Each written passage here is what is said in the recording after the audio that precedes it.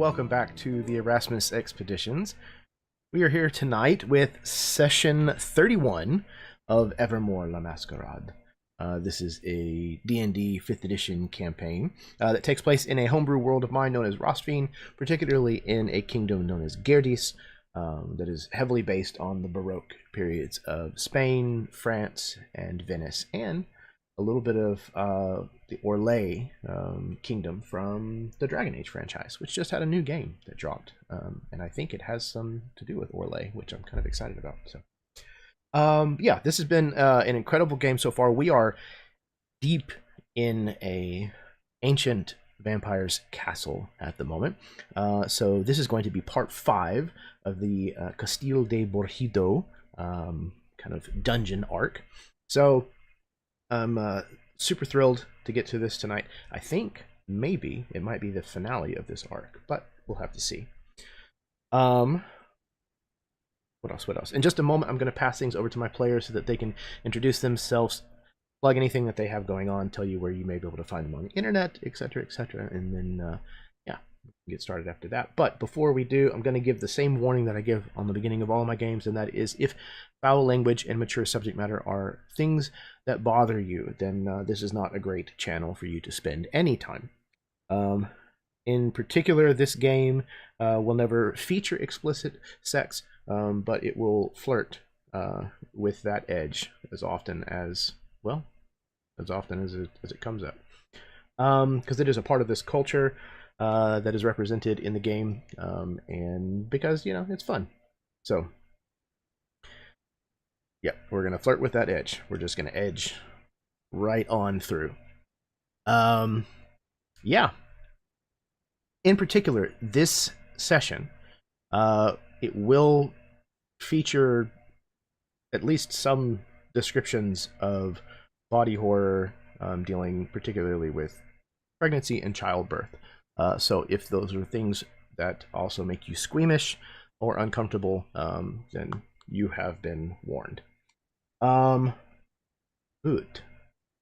I'm going to pass things over now, and then shortly after that, we should be getting started. Hopefully, Matt will be able to join us sooner rather than later. But yeah, for the time being, we're going to make do with the 4 of us. 5 of us? 4 of you? Whatever.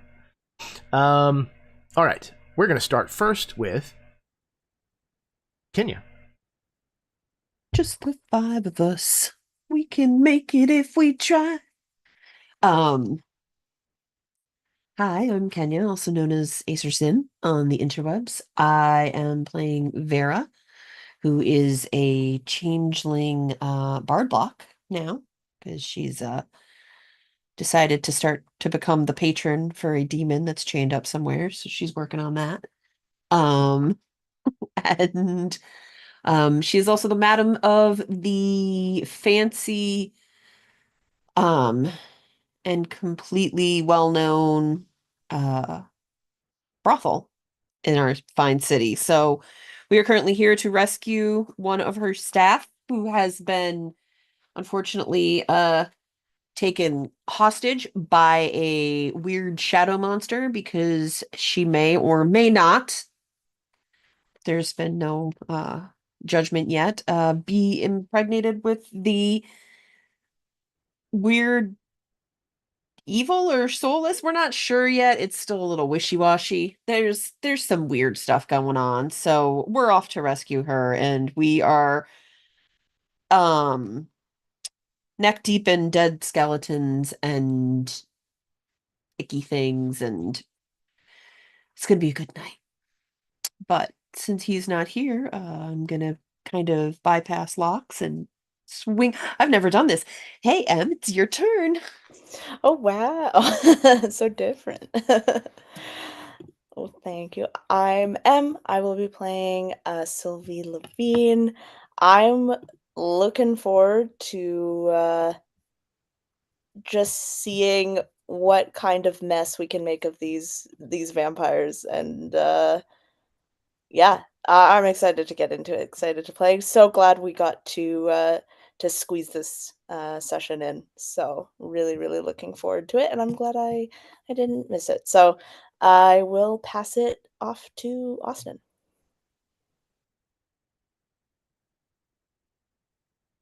I am Austin, and my chat box is right in the wrong spot because I can't unmute myself. I'm Austin. I'll be playing Guillaume. I don't have a whole lot to add other than I am super excited to see what that trigger warning meant. Because it seems like it indicates really good things are happening and that we're all winning and surviving, and everyone will be happy forever in our little group. So let's kill some fucking vampires. I came loaded for vamps, and I still got some ammo in my that thing that goes across ammo belt. I don't. Bandolier. There's a thing bandolier. Got there. The only reason I know the name of that is because Chewbacca has one. There you go. Wait, can I have a bowcaster? Because I would absolutely not blast a vampire with a bowcaster. Anyway, I will pass it up to Karen. Hello, everyone. I'm Karen, also known as the Myth and Gears. Tonight, I get to play Chimera Diego Ruiz Gonzala for yet another time. I'm very excited about that. What I'm not excited about is about the cesspool we're about to go wading in, because that sounds horrible and terrible and all sorts of nastinesses. And I guess we're here for it. So, on to you, Jeremy. Honestly, we all come here for the cesspool. Let's be real. Yeah. I think that just about covers everything. Super excited as always to have everybody here at the table. These are some of the best players that I know and some of the finest human beings that I have the pleasure of spending some time with. So always happy to be able to do that. Em touched on it, but I will reiterate, this is going to be our November session because things start getting crazy towards the end of the month with Thanksgiving in the US and holidays and all that kind of stuff kind of right around the corner. So this is going to be our session for this month. I think we are still yet to find a December date. It will be off of our normal time as well because of holidays, but after this session I will make a mental note to make sure to sort that out sooner rather than later. But I think that's everything that we need to cover before we can get started.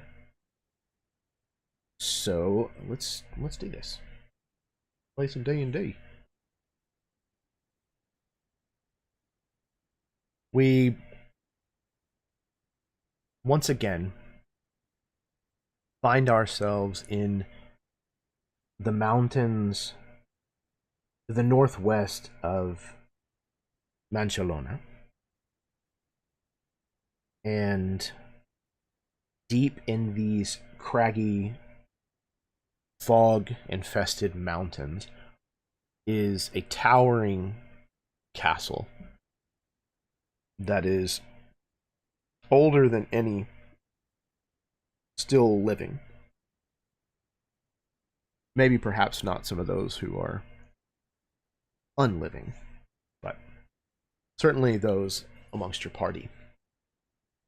At one time, this place was probably the epitome of fashion, craftsmanship, the latest in architectural engineering, in masonry. The sheer amount of carving that you have seen just in the small fraction of this castle that you have seen is staggering. And that is saying something coming from a culture such as Gerdes. But everywhere that you have been in this castle looks like it has been unused for some time. It has fallen into disrepair. There are cobwebs everywhere, dust settled over everything. Most of the doors creak whenever they open. A lot of the broken furniture that you have found is long since rotted. There are bones littered everywhere. most of the cloth, the rugs, curtains, things that you have seen are threadbare, worn, moth-eaten. The air in this place is stagnant, dank.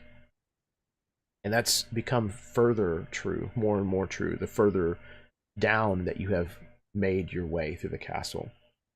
First into the initial subfloor, and then further still down into the second subfloor.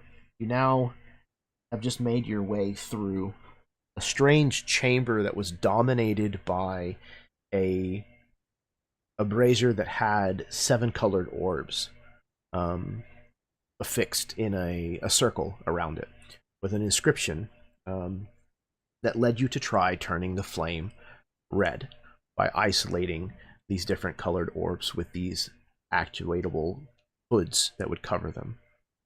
And we got to that right away in a very uncomplicated, no problems. Yeah. We didn't have to experiment, test anything. Roles.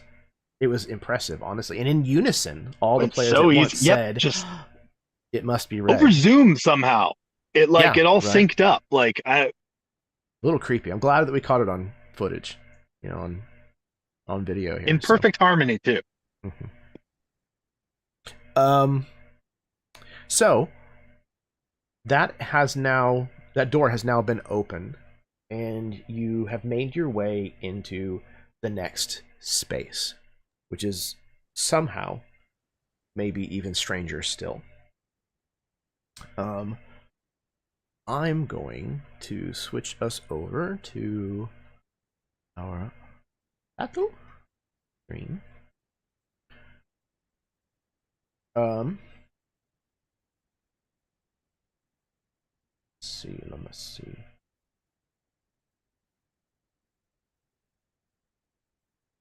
I'm so happy with this name. You are currently in the room called the Proscenium of Pain. A raised balcony that overlooks a flooded torture chamber, sporting 2 thrones, which are situated so that those seated upon them can observe the torment below. An opaque greenish-brown liquid fills the lower portion of this room.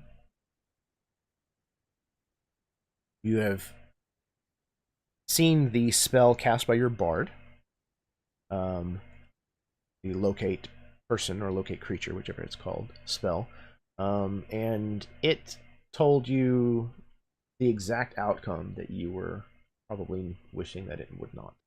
That the quickest path to the person that you seek does indeed seem to take you down into this opaque liquid and around the corner that you can currently not see. Whoops, that moves the whole thing. This one, yeah, is an opening. It leads to the east. So, as we rejoin the group of you in this dark, unpleasant, disturbing place, what are the 4 of you doing?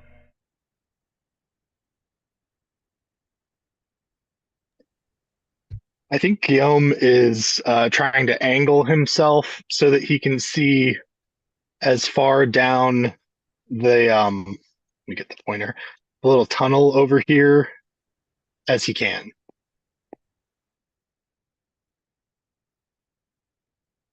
Okay. I think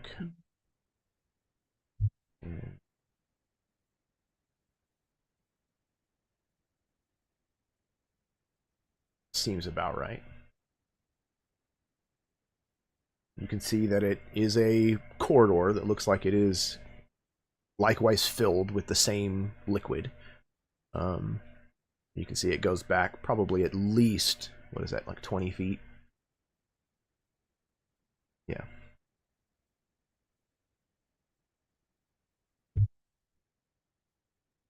Vera, kind of sighing and knowing that there's a time limit on her spell, so she doesn't want to dawdle too long. She's going to step forward right to the edge here, and she's going to reach down on this kind of combat outfit that she's wearing, which is, I mean, it's tattered and stuff. We've been in and out of fights, and she's going to rip off a piece of the fabric and she's going to throw it down into the muck. And she specifically is watching to see if there's any sort of sizzling or smoke or anything like that that would indicate that this is a big no-no to step in. Not that it looks pleasant to step in regardless, and she really doesn't want to do this. She's probably going to see if she can ride on like Lox's shoulders, but yeah, being this close to the edge of the proscenium and kind of like looking over as you toss this down, the smell definitely wafts up to you a little stronger. It is that kind of, I don't know if you've ever been in a swamp at all, but that kind of like super stagnant, fetid kind of smell, but with like that lovely added, aromatic notes of like maybe bile, possibly waste. Yeah, it's not pleasant. You throw your piece of fabric down onto it, however, it sits at the top for maybe a little longer than you would expect before it finally absorbs enough liquid to then kind of like sink down, and you don't see any bubbling or sizzling or anything like that rises up. However, it probably sinks about maybe an inch before you can no longer see it anymore.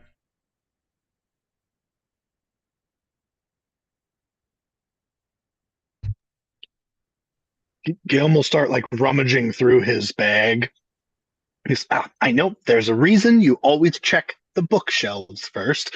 And he's going to pull out one of the scrolls that he got earlier. He's like, okay, now this is sort of, using a cannon to kill a fly. But I do have this wall of stone. And I don't want to step in that. I don't know if there's anything in there, but even if there isn't, that thing looks like it is riddled with diseases. So I'm going to go ahead and he'll just start reading off the scroll, and I would like to create, use the wall of stone to kind of make it into like a ramp going this way and bending into this. I don't know if it has to be like within sight. I don't think so. it says a point you choose within range, 120 feet. That's how far away from yourself you can bring it into being. Yeah. Yeah. But it doesn't say anything about sight. So I would say as long as you can probably see the site, like as long as you can see the spot that you're like originating it, it's probably fine. Okay, then I will start it kind of at the, I almost clicked in the Zoom instead of on the owlbear. Yeah, so I will start it, I guess, just right here and have it like go down to like what's the distance between like the ceiling of this the hallway we're going towards and like the water? So the ceiling is lower in the corridor than it is here in the actual torture chamber room. But I would say there's still probably like 5 to 6 feet of clearance between the top of the water and the bottom of the door frame in the tunnel. Okay, then I'll have it like 3 or 4 inches above the water. Okay. So that it's like we're not getting our feet wet, but we're only having to crouch and not crawl if we have a tall person. Yeah, and I'll just cast it out as long as I can. I don't know if it can kind of like, I want to just form it to go along with the hallway. Okay. So I'll kind of make it an estimation and try to cast it out that way. Okay. So, all right. So, it says it makes 10 foot by 10 foot panels. We can obviously finagle that a little bit, but that gives me an idea of how far it might go. So essentially 100 foot. Well, and also I think it says if you make it longer than that, it just gets halved in size. So you can make like a really long 5-foot wall. So or a shorter 10 foot. The thickness is what that changes. by default it is 6 inches thick. You can increase the length of it, but then it's only 3 inches thick. If you're intending Okay, to I was walk along the reading top of it, you might not want to make it 3 inches thick, unless y'all want to do some hard balancing. They were already like walking on a balance beam practically as it is. Like... Well, okay. Yeah, no, six seems fine. Okay. So it can be. I'm a little confused. If you make it longer than 20 feet, half the size of each panel. Okay. Oh, I get it. So it's going to be longer than 20 feet. So it's going to be 5 foot by 10 foot. That's fine, because it's going to have supports with the other 10 feet. Okay, cool. So we'll go basically 100 feet, but I'll have it be the 6 foot or 6 inch thick. Okay. Let me see here. And it should be like 5 feet wide. Okay. Oh, here we go.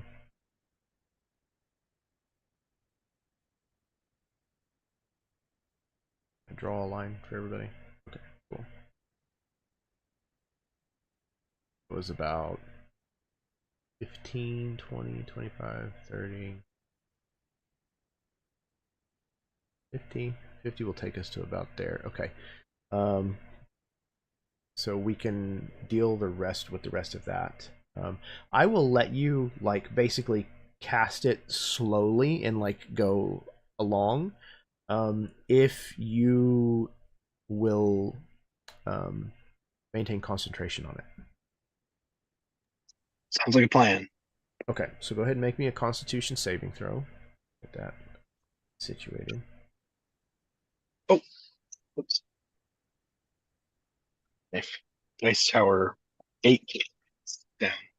Oh, well, this is going into dice jail. You saying 18? Wait, what am I making the first check for? I just have to make it. Oh, I get it. Okay, do it slowly if I make a check. I'm going to use an inspiration point because this seems important. Okay. Okay, that was much better. That's going to be a 16 at least. That's going to be 18. Absolutely.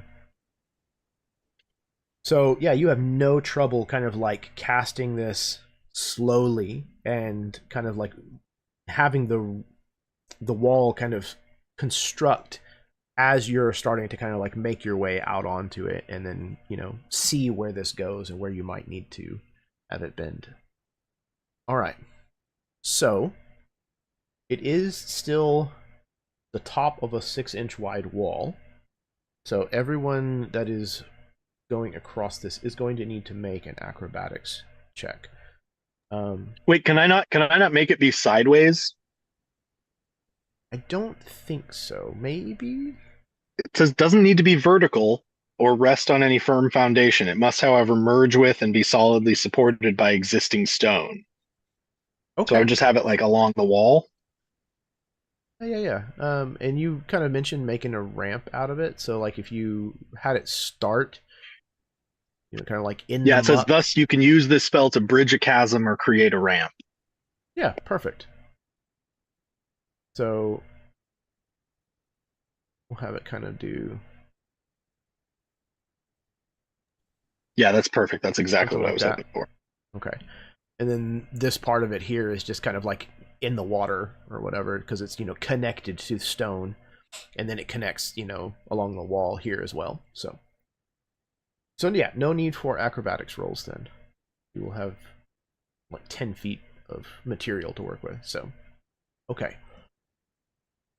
So, how are you traversing down off the edge of this proscenium, the apron here, onto this ramp? Is there a marching order?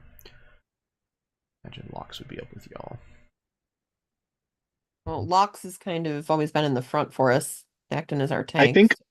I think on this one, because I'm like creating the road ahead of us, I think I should probably go first. Go first. I'm gonna follow behind Sylvie so that I can help her navigate it if I need to like be there for support. I was actually gonna say I think Sylvie wants to be close. I have some spells that could like save someone if they might Well, fall. Okay. But I think that yeah, I think so. I think she'll stick around the middle. Yeah, I think that makes sense. Okay. Sounds like Guillaume, and then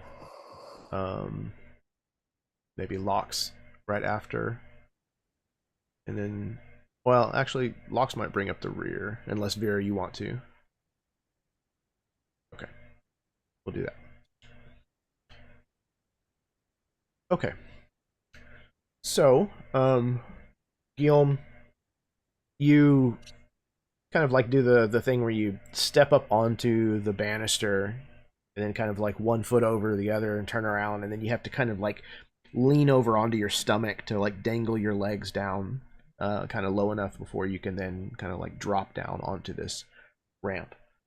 There's a little bit of a splash, as the liquid is, like lapping right about at the spot where you kind of land on this ramp. But you are safe and dry.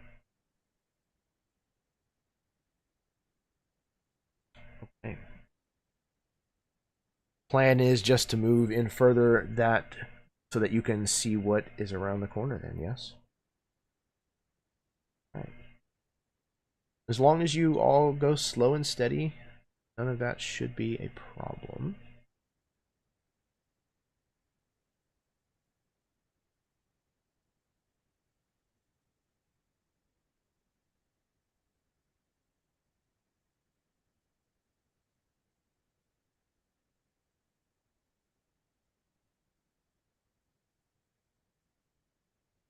Okay. You can see that the corridor extends probably 20, right about the point that you could see. Just beyond that, it actually looks like it tees. It goes to the north and the south here. There's two openings that continue those directions. And then it continues to the east, where there is a staircase. Oh, I only wrote room descriptions. I guess I could use those. Not that you can necessarily see these yet, but these corridors and cells are rank with the putrid smell of this vile, stagnant liquid. Ahead of you, the eastern end of the passageway becomes a curving staircase leading up. At this juncture ahead of you, you can see. You can't actually see that yet because you're not there yet. But as you are building this walkway out to this T-junction, Guillaume, which direction do you want it to go from there? I think North we or still south? have the locate creature spell, the second casting of it going, so I'm just going to follow that. I think we are Okay. on a mission. It is indicating to the north.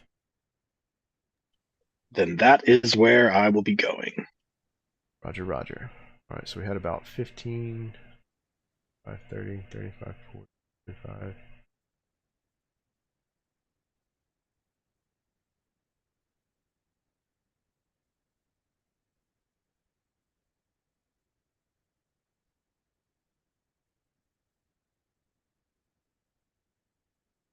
Okay, so should be more or less like that, and then it's gonna end. Oops. There. Okay.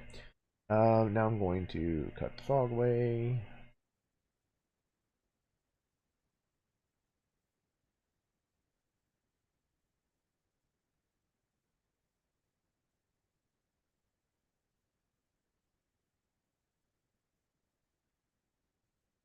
And I guess you could probably also see south.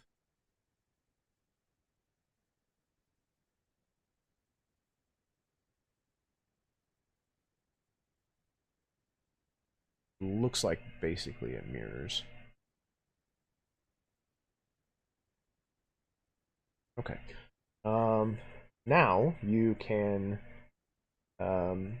see a series of cells with rusted bars lining the north and south corridors.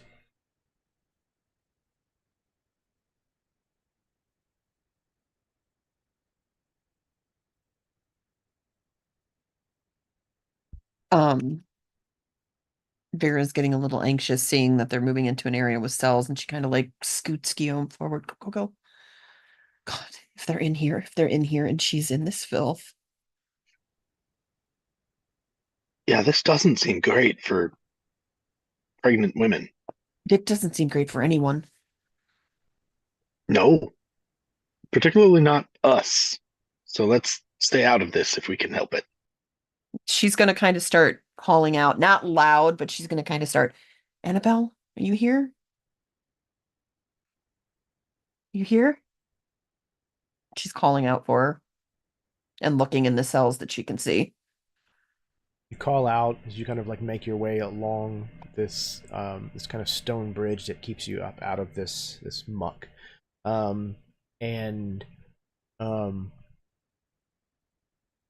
there's a sound nearby in one of the first cells that you kind of come to, but as you kind of look that direction, shine your light source, as it were, the only response that you see is a skull that must have dislodged itself, that kind of like floats up to the top of the water and then kind of like rolls to be face up, kind of shiny and slimy looking.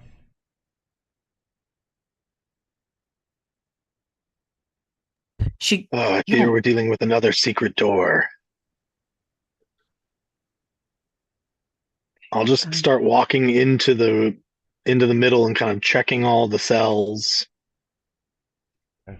See if there's any obvious signs of any extras, any secret egress. Okay. Most of the cells are shut. However, it's not difficult to see inside of them. Obviously, the liquid continues into these cells. It's hard to tell exactly how deep it is here, but you can definitely see that the bars are badly rusted. Actually, I am a little curious, and I'll take my my like walking stick and poke it down into the muck below us and see if I can reach the bottom. And then I'm gonna be prestidigitationing that thing the second it's out. Okay, your walking stick is probably what, 5 feet, 6 feet? Is it an actual quarterstaff? Yeah. No, actually, I think it's just a cane. It's a sword cane. It's like a rapier cane. Oh, I see. So yeah, it's probably actually fairly short, probably about 3 feet or so. Yeah. Yeah. Let me see.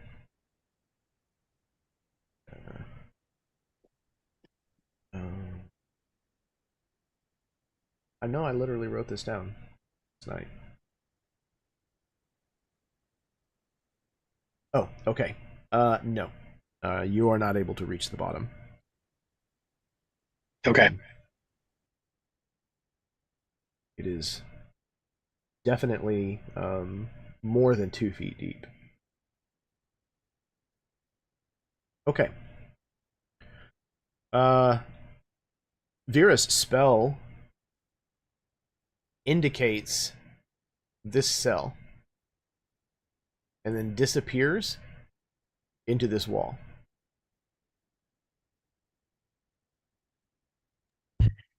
Okay, there has got... Is the cell, like, does it have a lock and chain on it?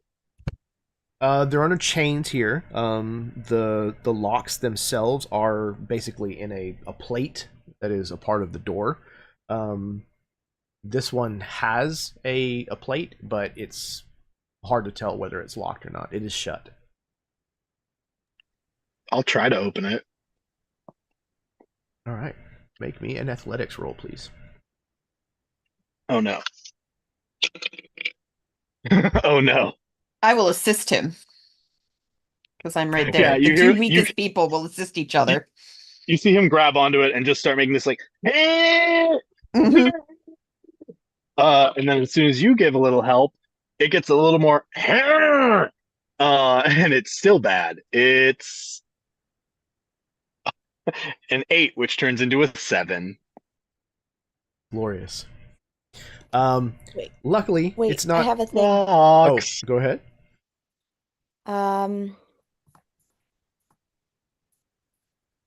I just had it here. Sorry.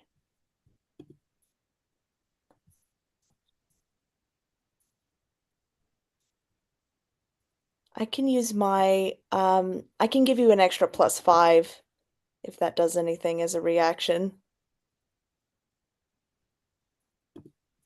Depends if a 12 is good enough or if Locks should just step up. And I mean, we do have even locks, he's and not that strong, though, is he? I feel like none of us built for strength. So, I mean, relatively though, he is the strongest. Just a different scale.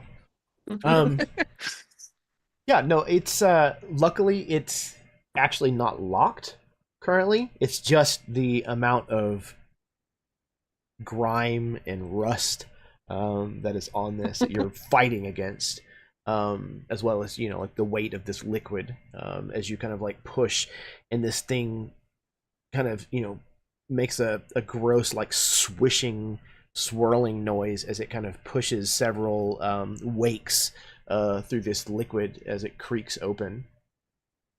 I do, Guillaume, however, need a concentration check again, so another Constitution saving throw as you're making this exertion.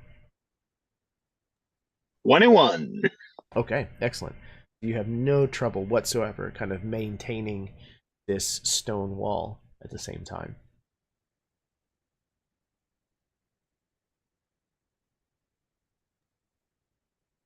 So yeah, you have the cell door open to this northeasternmost cell. and the ceiling's only like what 3-4 feet above us. Like we're kind of hunched down through all It's this, aren't we? probably about 5-6 feet. So most of you are okay, but it's pretty close. To get through this opening, you'll probably have to duck under. But the stone wall also basically ends at the bars, and about halfway through the cell, anyways. So somebody's getting their feet wet. Okay, we probably should have looked before we climbed onto this ramp. It's a beautiful ramp, Guillaume. I mean, one of the best I've ever seen. Wonderful. But there's probably a way to We drain knew there were this. risks. Yeah, there's probably a way to drain this because I can't imagine that they would have brought and drug a bunch of pregnant women through stuff that's deeper than your walking cane.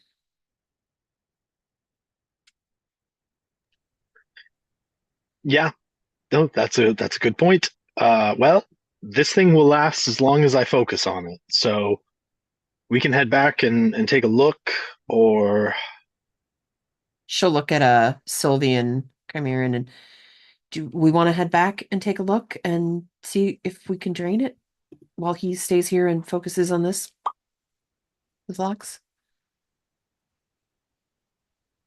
Anybody? I mean, it does not hurt to just quickly look, make sure Mhm. we're leaving no stone or gross water unturned. Yeah, let's just sneak back and take a look real quick. She'll start moving along the beautiful ramp back towards the outer area. we should do this as quickly as we can so that we don't need to use any more of your Mm-hmm. mental faculties for locating our core. Mm-hmm. Yeah, so whoever comes with her when she gets out there, she will do I'm assuming, perception check. See if there's anything that looks like a lever or a drain or Investigation. anything. Okay. Um, what's your investigation? my investigation sucks. Okay, then Yeah. I'll use your help to. My investigation is pretty good. I have a Is it +5. okay? Yeah. Oh yeah, then I'll help you, Sylvie. Okay. Vera and Cameron are just going, what about that over there? What about that over there? And maybe that over there? And Sylvie got a basically 25 pointing at everything. Okay. with Vera's help. Sylvie, you do not spot any kind of mechanical method of draining this place. There's no lever, there's no turnable valve or anything of that type around whenever you're looking. You do see a secondary inscription on the front of the proscenium, almost submerged in this liquid, is another phrase written in Old Vicarill, Old Vicarillian.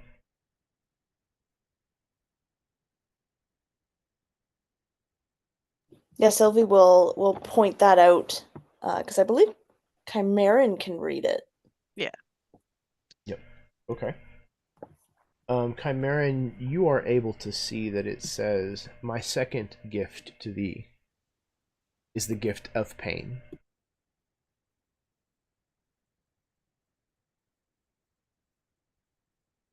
I think Chimeran will say that out loud and then just sigh, like,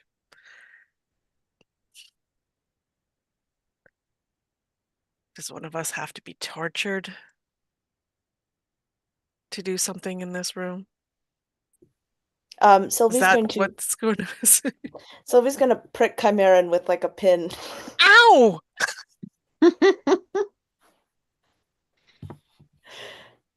I just had to check.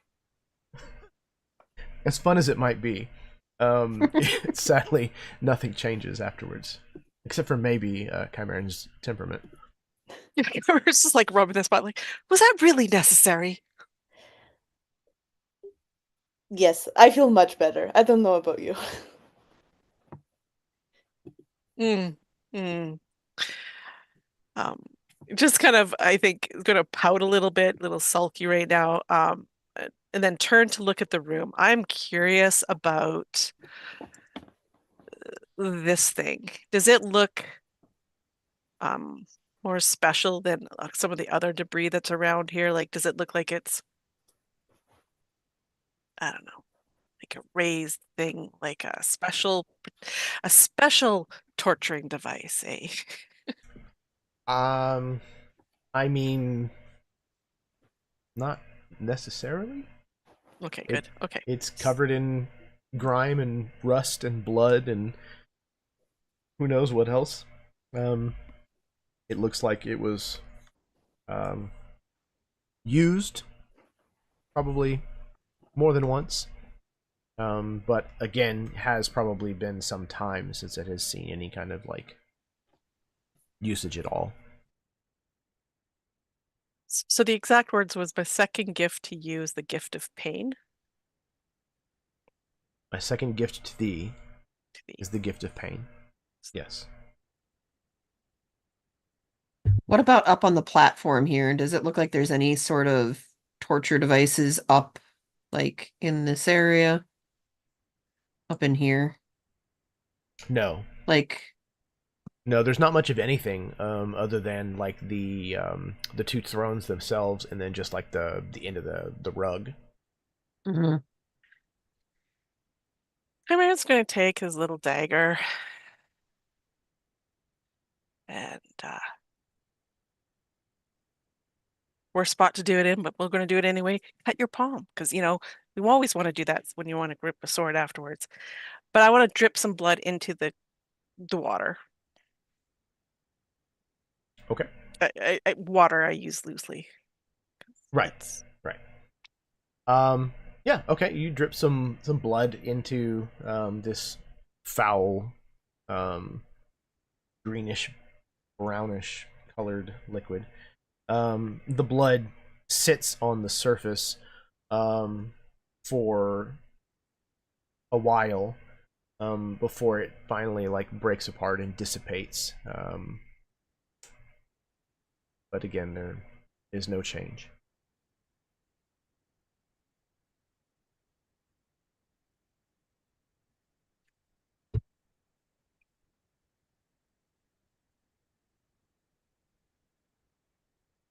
So Okay. I was gonna say, go ahead. I was no, gonna no. I was start gonna bounce walking. off. Yeah. What was in the back chat? She's just gonna. Maybe we need to sit in the thrones and watch somebody get tortured. If you're giving someone the gift of pain, maybe you're not giving it to them, but showing Yeah. them pain. So you two go sit up there. Okay. Yeah, Sylvie will go.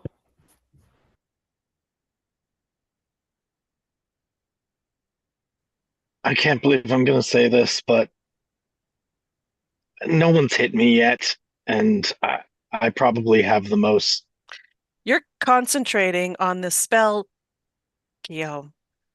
If you lose Darn! You're right. I guess it can't be Oh me. no. I am not going for a bath. I will say that very much. The fun part of this spell is if I concentrate on it for at least like 10 minutes overall, it just stays there forever.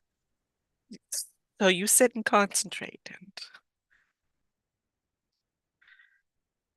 yeah. So I'll wait for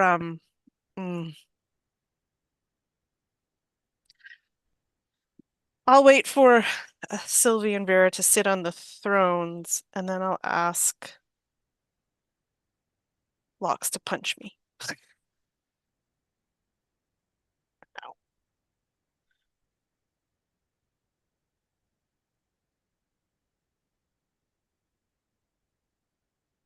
Locks, do you facilitate this very reasonable request of Chimerans? Yeah, but just as light a punch as possible. Like more like a I don't well let's start. You got to make me hurt, or it's All not right, going to fulfill this. I will hit you with enough force that it will hurt, but I don't want to break a knuckle or knock a tooth loose. So Locks, who is not accustomed to pulling punches, will attempt to throw a punch without just rocking his entire body weight behind it. Okay. Yeah, I mean, I think, just a single point of damage or something is probably fine. Chimeran, as Lox slugs you, is this like a face shot? Gut check? Arm. I would defer to Chimeran on this. Yeah, like upper body shot, not face. I mean, maybe Yeah, if I get Chimeran in the arm, I mean, I can make it really smart without doing a ton of damage. So I'll kind of go for like the meat of the upper arm and just sort of do like a big brother, Okay. Yeah, sure. pass on his younger brother right in the upper arm there. And I would like to use my performance to make it over the top, I guess, if you will. Like try to really go into this. He's hitting me. I'm going to play it up. Yeah, we're doing WWE here. This is Monday Night Raw. Fall on a table and snap it in half. Oh my God, Lox has got a folding chair. But you gotta maintain kayfabe. There's an entire ring under, or IKEA under that ring. Chimeran cuts himself just a little on the eyebrow, just to, make it bleed. Yeah, I already have the bloody palm, so I'll just smear it so it looks like I'm, real bad. So, yeah, this is, you can go ahead and roll a performance. You can sell this show. Your audience of 21. sadists. All right. You you absolutely sell this, Chimeran. You make a stage production out of it.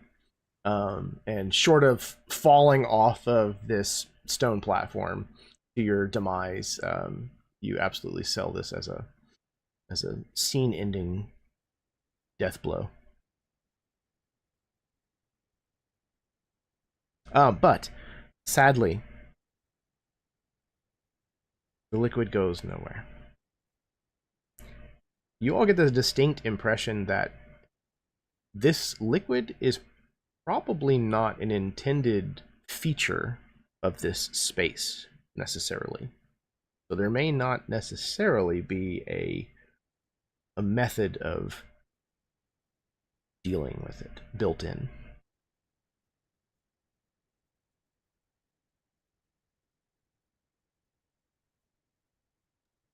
I think we're going muck jumping, folks. I mean, I guess we could still, it would probably be a good idea to solve whatever this riddle is, but it kind of looks like we're going to have to just like jump into the cell and find the way in through the muck.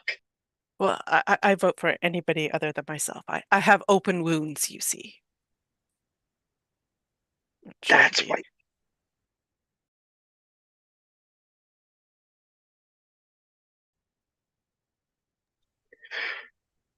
Righto, well, no time to waste, I suppose. And I'm just gonna yeah, embrace your inner rat, Guillaume, and I'm gonna take a deep breath just in case it's deeper than I think it is. And I think Guillaume would actually do the like kind of, oh wait, has it been 10 minutes? Make one more check before 10 Okay. minutes is up. I was wheeling back for that punch for 5 minutes. We'll say that. I was doing like a windmill, like cartoon. It was Dragon Ball getting Z. ready for it. Yeah, We yeah, literally ended one episode, and then started the next one. yeah, yeah. Now the punch will land. Uh-oh. Yep, uh-oh. You all feel the stone underneath you sort of flicker for a moment. I got an 8. God damn it. So Guillaume, you Flashy are genius. making your way over towards Oh the... yes, sorry. I can do that. +5. Okay. Yeah, it flickers for just the briefest moment. Until like, yeah, Sylvie you. gives me whatever needed encouragement to like, oh shit, right. Okay. We're good. We're good. And he's gonna start taking off like his kind of a couple of his outer layers and set them down. And then, like I said, deep breath, and he's gonna jump into the cell to see if he can find a way to open the door. All right. So you jump in, and you don't submerge, but it is probably about 4 foot deep. You discover as you jump in, and so it comes up to your chest, your armpit height, probably. I don't know how tall Guillaume is, but it's decently deep. Are you at full hit points? I am. Okay. Good deal. I need you to make an investigation roll, please.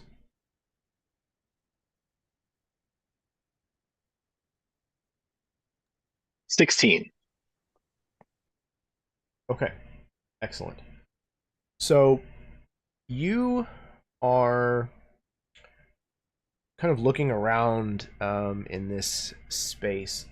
You can actually tell, now that you're on the inside of this cell, that the the lock on this cell on the back side actually looks like it's false. Like, it doesn't look like this cell actually is ever intended to be locked. It just looks like a facade on the other side. Looking around, you can see that you're fairly certain you can tell where the gap is in this wall. You might even be able to see a little place where like the liquid maybe like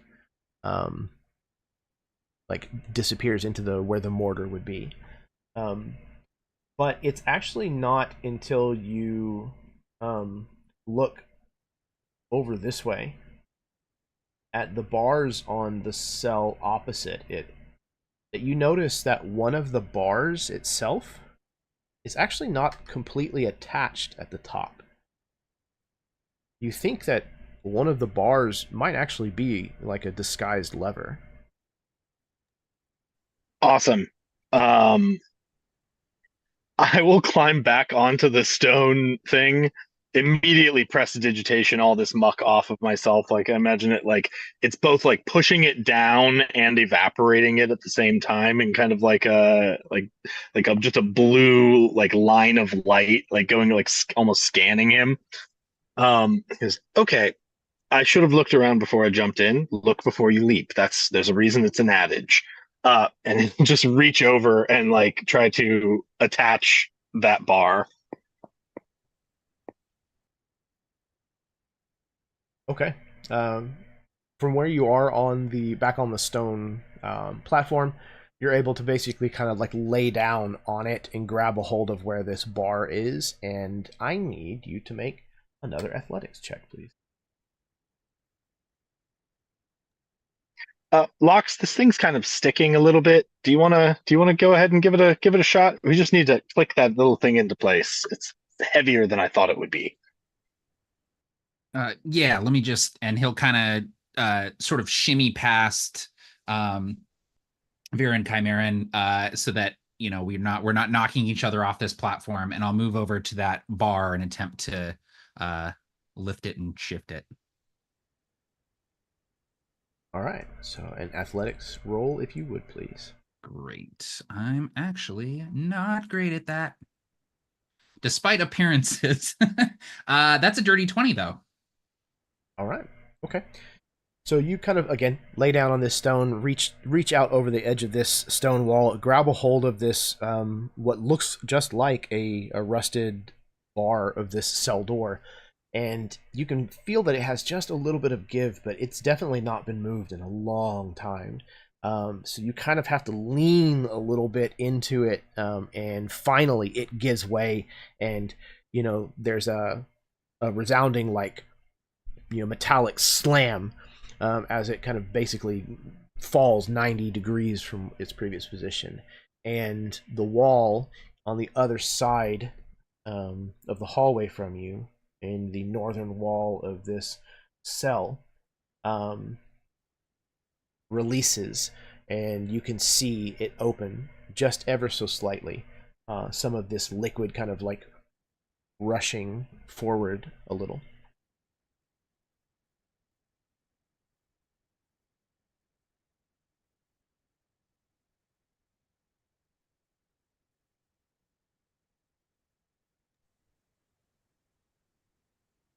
Well, downwards and onwards, I suppose.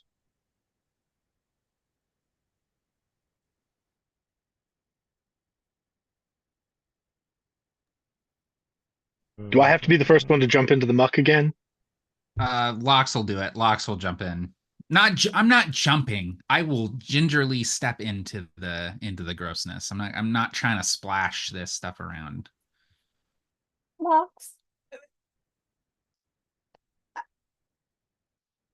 I mean, I know I'm tall, but I'm very slender, and my fabrics aren't that. Would you carry me?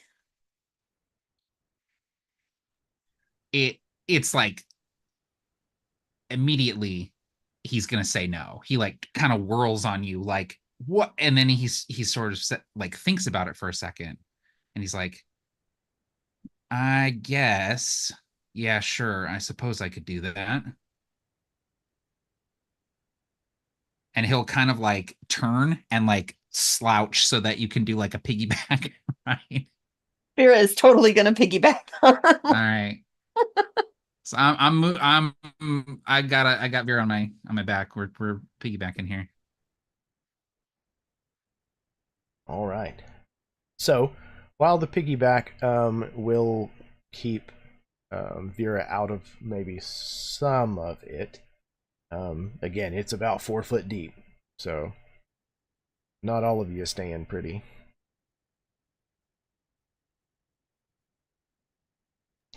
I'm wondering, can I use the bars of the cell and the stone walls to kind of climb and spider kind of crawl my way across so I'm not dipping myself into the mucky grossness below?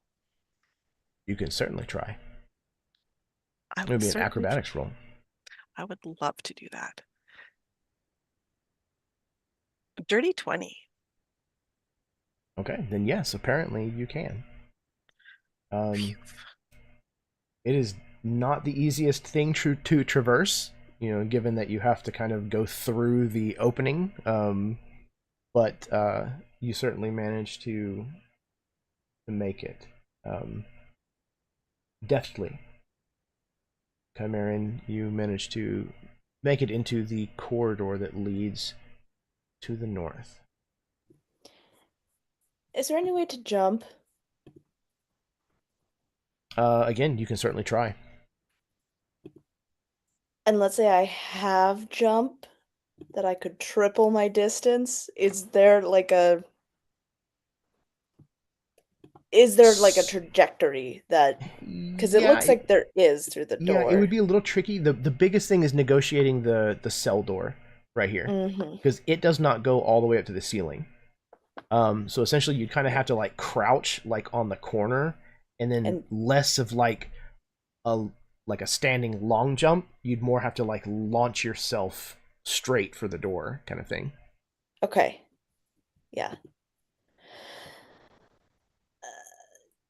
Could Sylvie like kind of like, she doesn't want to get into this. Could Sylvie like monkey across the bars and then kind of Certainly swing with an acrobatics, like more of a strength? Oh, yeah, I see what you're saying. Kind of grab a like hold muscle. and use that to kind of like propel yourself. Yeah, absolutely. Yeah. You can make an athletics. Okay.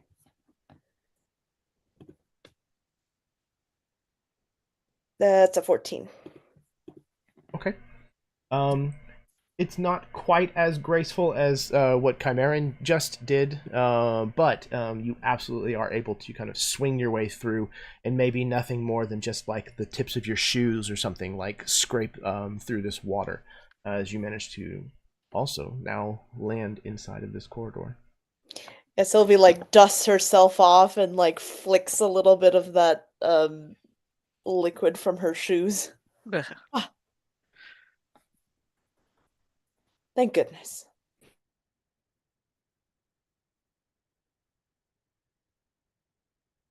Yeah, and as Sylvie lands, I'll step back a bit to allow others to get in here.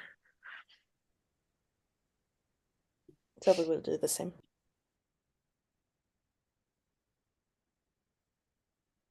I think as soon as somebody else is like one of the last of you is in, Guillaume will kind of take one last look at the muck and like, no, I'm not doing it again. And he'll shift into rat form and jump onto the shoulder of the last person to go. Okay. And then Lox and Vera, are both of you at full hit points? No. No. Okay. No, I am not. Yes, I am. In that case, Lox, Oh, I you should be need carrying you me again. to make a Constitution saving throw, please. I'm actually not bad at that. 15. 15 is good enough. Okay. Phew. You managed to avoid gaining the poison condition. Okay. The last of you enters this corridor that seems to lead to the north, where you notice that the floor kind of ends in a kind of a jagged, maybe broken edge, and then across from there, about 10 or 15 feet or so, you can see what looks like natural stone wall. And then the space between those two seems to be like a drop off, like it's lower in elevation than where you're currently standing.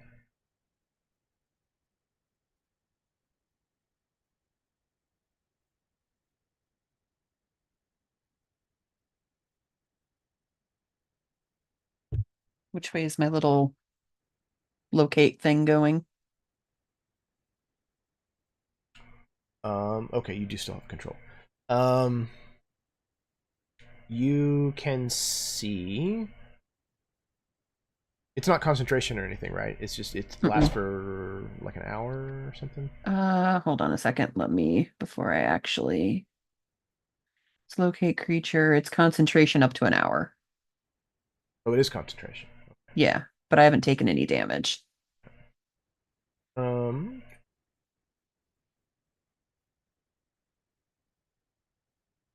Okay.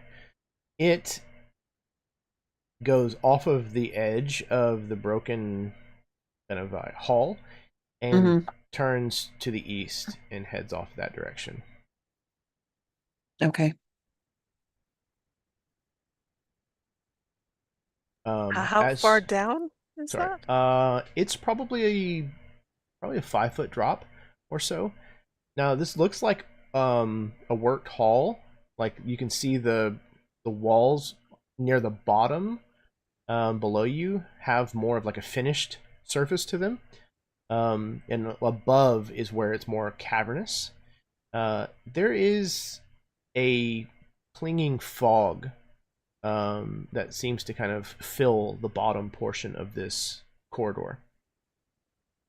And you can see that it extends both to the west and to the east.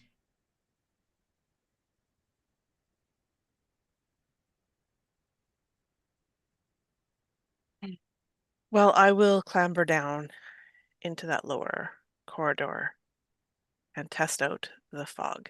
If I don't die, it's safe. Okay.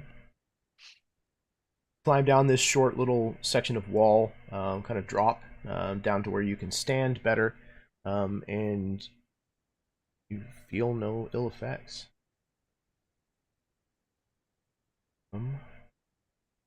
Doesn't seem like snakes down there. Seems okay so far. Oh. Did your feet turn old, or are you good? I feel fine. Well, I mean, I feel just as fine as I did before I stepped down into this. Great. This corridor. Lox will hop down as well.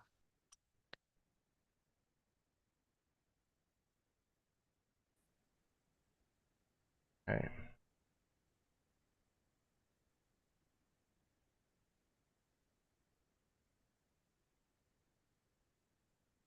All right. Let me adjust the screen. So, you can see this this corridor that you're now in that is somewhat naturally hewn, somewhat man-made finished. It's a rather long corridor. It's probably over 100 feet or so, and it ends in a strange-looking wall in the east, and then it looks like a doorway near the western end of the hallway that leads to the south.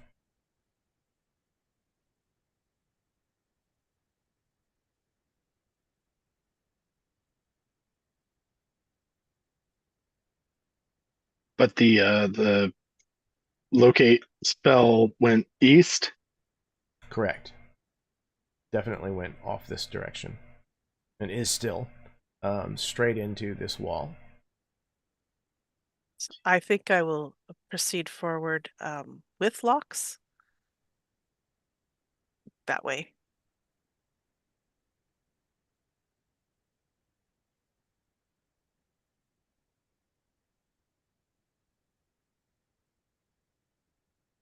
Okay.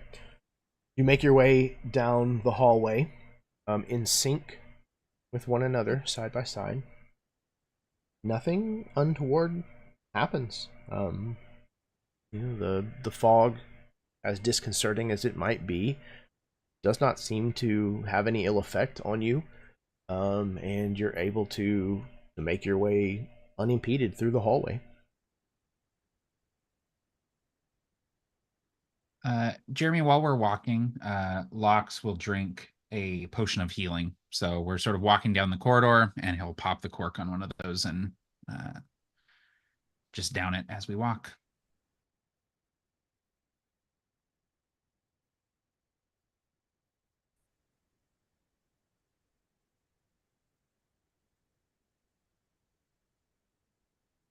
Okay. You continue to the end of the hallway? Yeah, you said this is just a wall. There's no doorway on it that we can see. But it's strange how it dead ends here. Like, this isn't just like a hallway that would have doors, off either side of it or something like that. This just abruptly ends at the back of this wall here. And it's not finished out the same way that this stonework is. This is much nicer stone, like the quality of rock is nicer, but it's not worked anywhere near as well as the walls here. Does it look entirely real, or is there a chance that this is like illusory? It's kind of hard to tell just by looking at it. I'll go up and place a hand on it. You walk up to it and you place your hand upon it, Guillaume, and your hand passes through it. Ha! That's why you always bring an illusion mage with you. We spot these things coming a mile away. Although honestly, after learning Fireball, I feel like I missed my true calling. Evocation's just fun. But after you, sorry, I kind of Well, if snuck we through make it you out of here. here, you can always go back to school again. After you I clear plan your on it name of once I that little clear- murder. Yes, the murder charge, yes. Mm-hmm. As she's saying that, Vera's going to kind of reach over and she's going to kind of pat Lox on the shoulder, and she's going to use a level 2 cure wounds on him. So she's going to give him 7 and 8, so that's what, 15 plus 4, so 19 hit points back.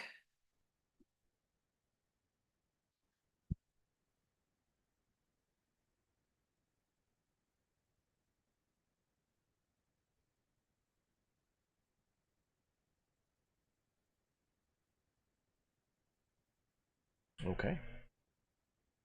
Well, you found it. You should be the lucky one to go through it then.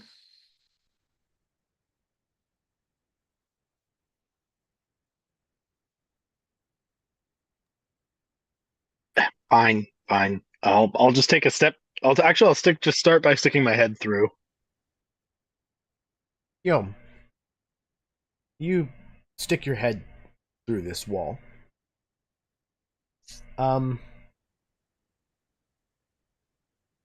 You see, before you stretches a labyrinthine series of halls, meandering between dozens of individual mausoleums, each beset with an engraved plaque of black marble and gold. Chanting voices can be heard drifting to you from somewhere deeper within the crisscrossing corridors. However, you have little time to contemplate which direction you will take to find its source. As you peer ahead in disbelief, you see that these halls are crammed full of Oh, female corpses hanging from their feet. Every one of them displaying a belly swollen with child.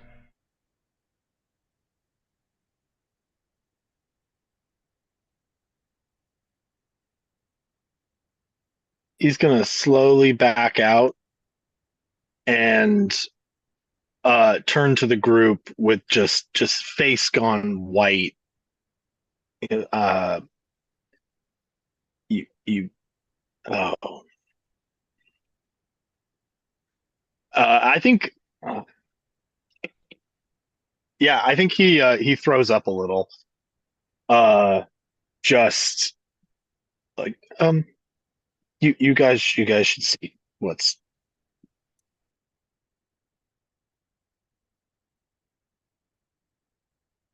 And he'll just kind of stand to the side.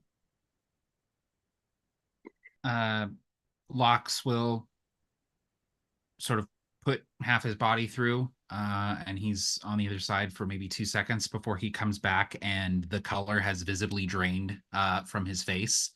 And he looks at Chimeran, who's closest to him, and just kind of shakes his head.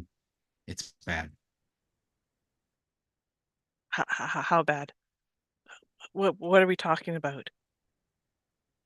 I don't really know, if I'm honest. Think of the worst thing you've seen. Now set that on fire and leave it out in bad weather for like 8 months. If this is the way we have to go, I advise keeping our heads down and moving quick.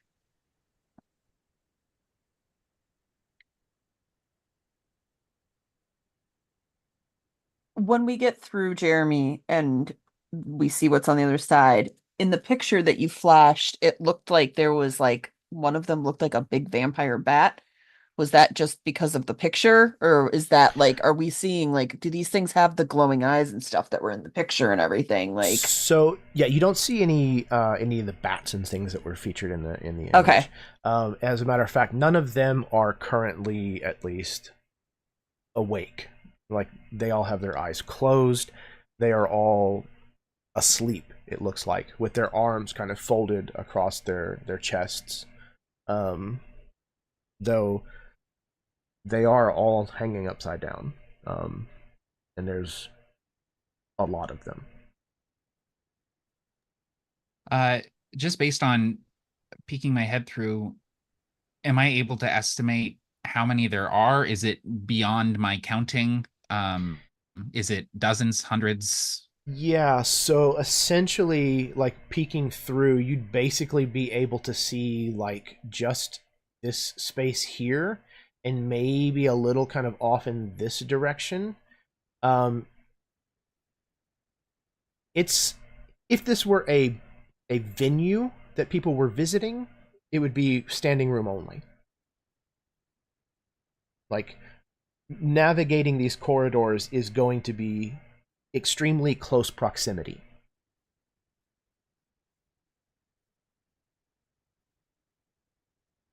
So we're talking there's possibly hundreds of these Yes. things. Yeah.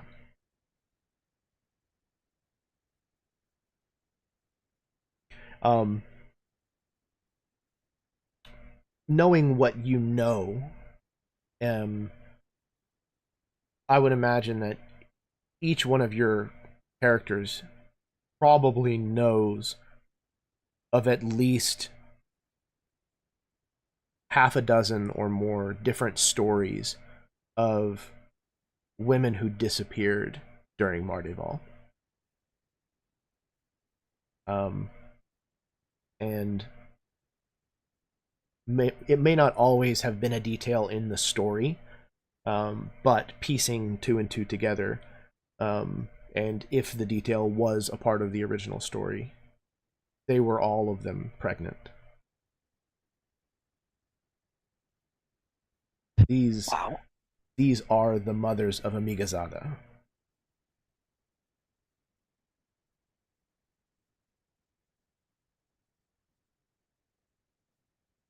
Vera's just gonna kind of shake her head and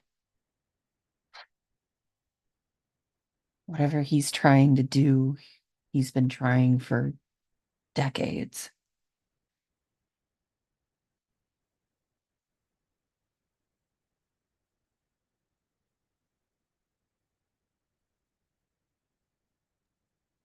We have to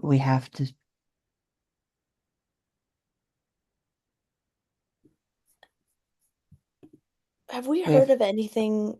Sorry, have we No. heard of anything like? We've heard of like people disappearing, but like, have we heard in like the vast numbers that we're looking for with all of these women now? Have we heard of any similar stories like that, or has it always kind of been like one-offs? Yeah, it might be, a group of women, two or three of them, but never like a large portion at once. However, Mardival is an insane time, and the population of any city, whether it be Aladalago or otherwise, like booms around Mardival. People from all over the countryside kind of come there, and people don't always simply disappear because of kidnapping. There's also a lot of, murders and people who just get lost in, the enormous underground tunnel systems and things of that nature. So people disappearing is not always like a reportable, like, gossip worthy event, I guess. But you get the sensation that that Vera has to be correct. Like, this would have had to have been carried out over decades and decades.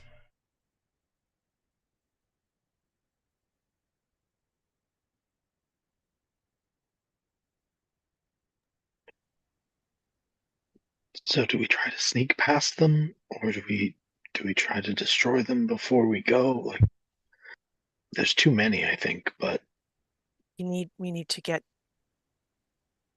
I forgot her name, but Annabelle. Annabelle. We need to get Annabelle and the other ones out of here before it's too late. Okay. Where is my little locate creature going? It is going north and then east again.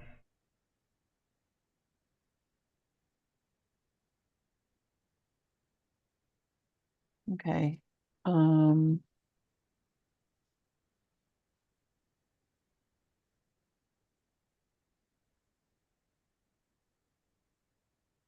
Vera is going to she's going to kind of just sigh and okay, so stay along the wall as quickly but as quietly as we can. Is there space between the hanging bodies and the floor? Could like we crawl under them? Negligible. Oh, okay. So no, not really.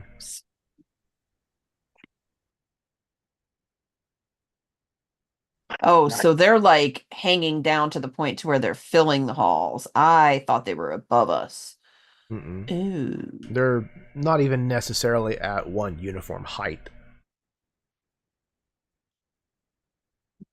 How does your little locate creature spell work? Does it go so far from you? It's just for like an hour. I kind of see/feel where they're Okay. at in the direction we're going. And it's kind of a, for the most part, it's not 100%, but it's mostly a kind of as the crow flies, it's going to go the most convenient direction to get there. So it's not something you could pass on to Guillaume, who could go in No, his rat it's form to follow. It's you have to do it. yeah, it's on me.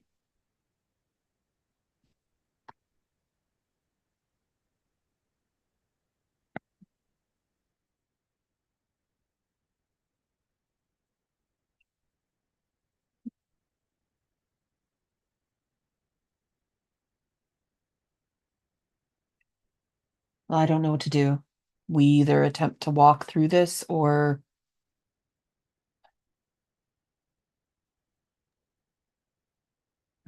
What do you think about doing some rat scouting?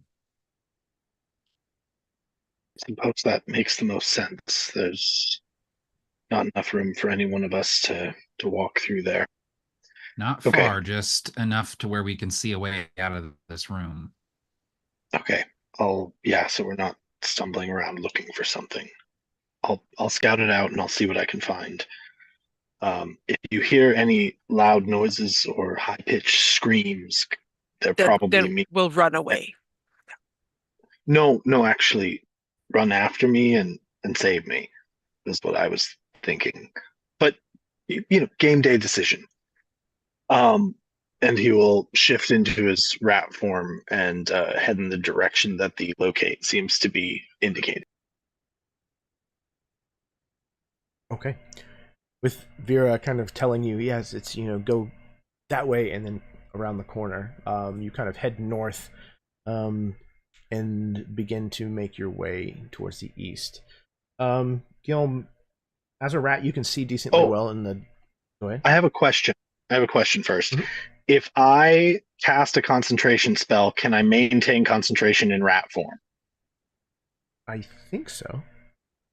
Yeah, I think you keep all of the same mental facilities and stuff, so it would make sense. Okay, then I will cast invisibility on myself. Okay. All right. And then shift into rat form.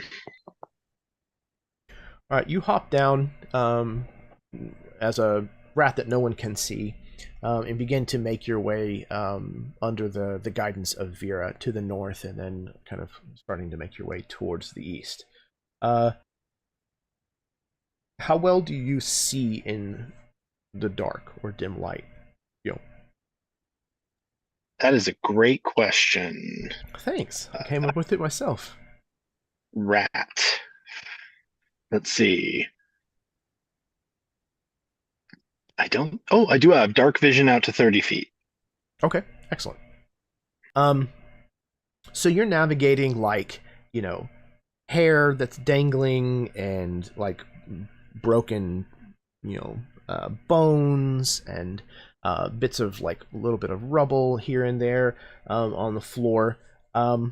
But then something else kind of looms out of the edge of that 30-foot of darkness, and it's moving. It's larger than you, but not by a ton.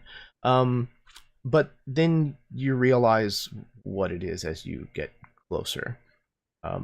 Once again, trigger warning for anyone who may have issue with these things. It's an infant-sized creature crawling around on the ground, and you realize pretty quickly that there's a lot of those in these corridors.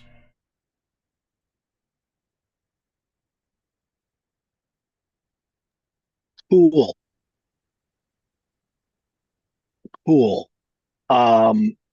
Can you show me on the map where I was seeing that? Sure, yeah. Mm-hmm. Because my goal is to check out this door.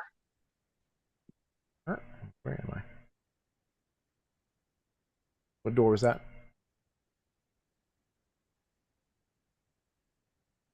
Yes, okay.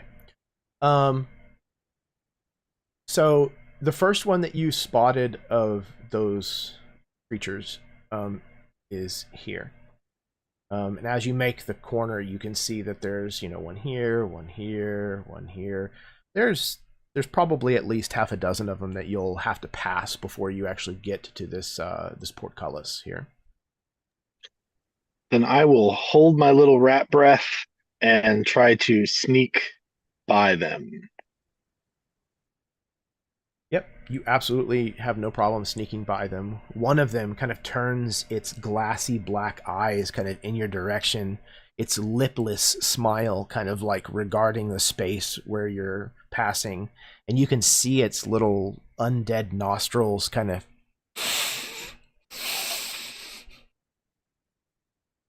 but then it does nothing more.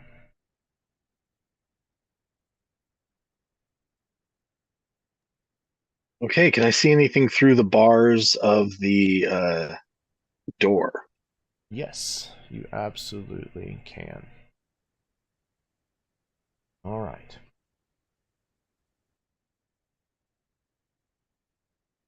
Let me figure out the best order for doing. I'm going to do the description first. All right.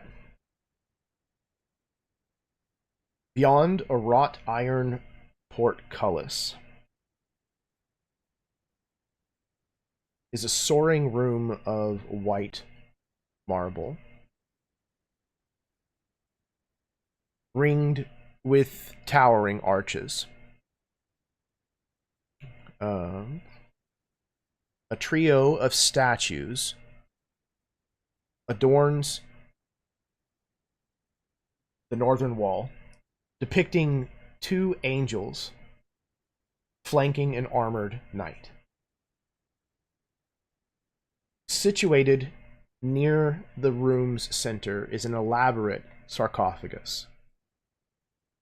Half a dozen iron masks stand near kneeling women, the missing mothers you came to rescue.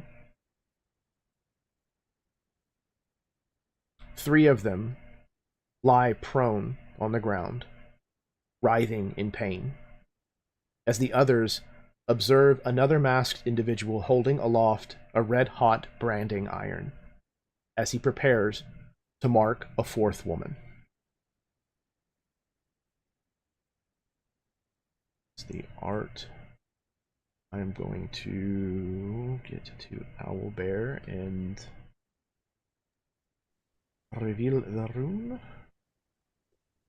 I want to just real quick send a message back to okay, I guess Locks, just to say, look, I don't think we have much time. Shit seems like it's going down right now. And then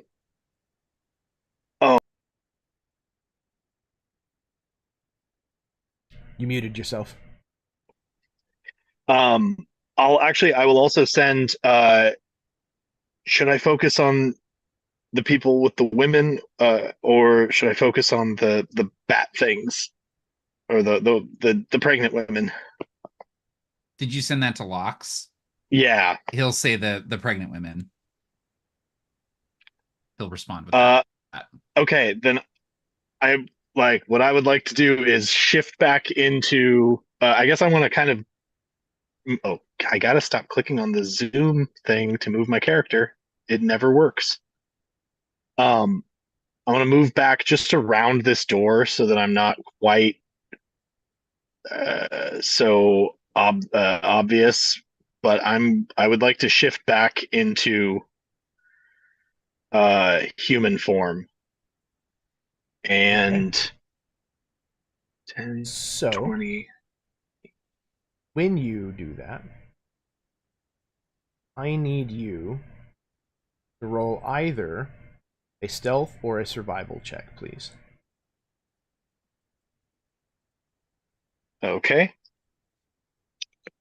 I don't know how to delete what I just put down. Like that.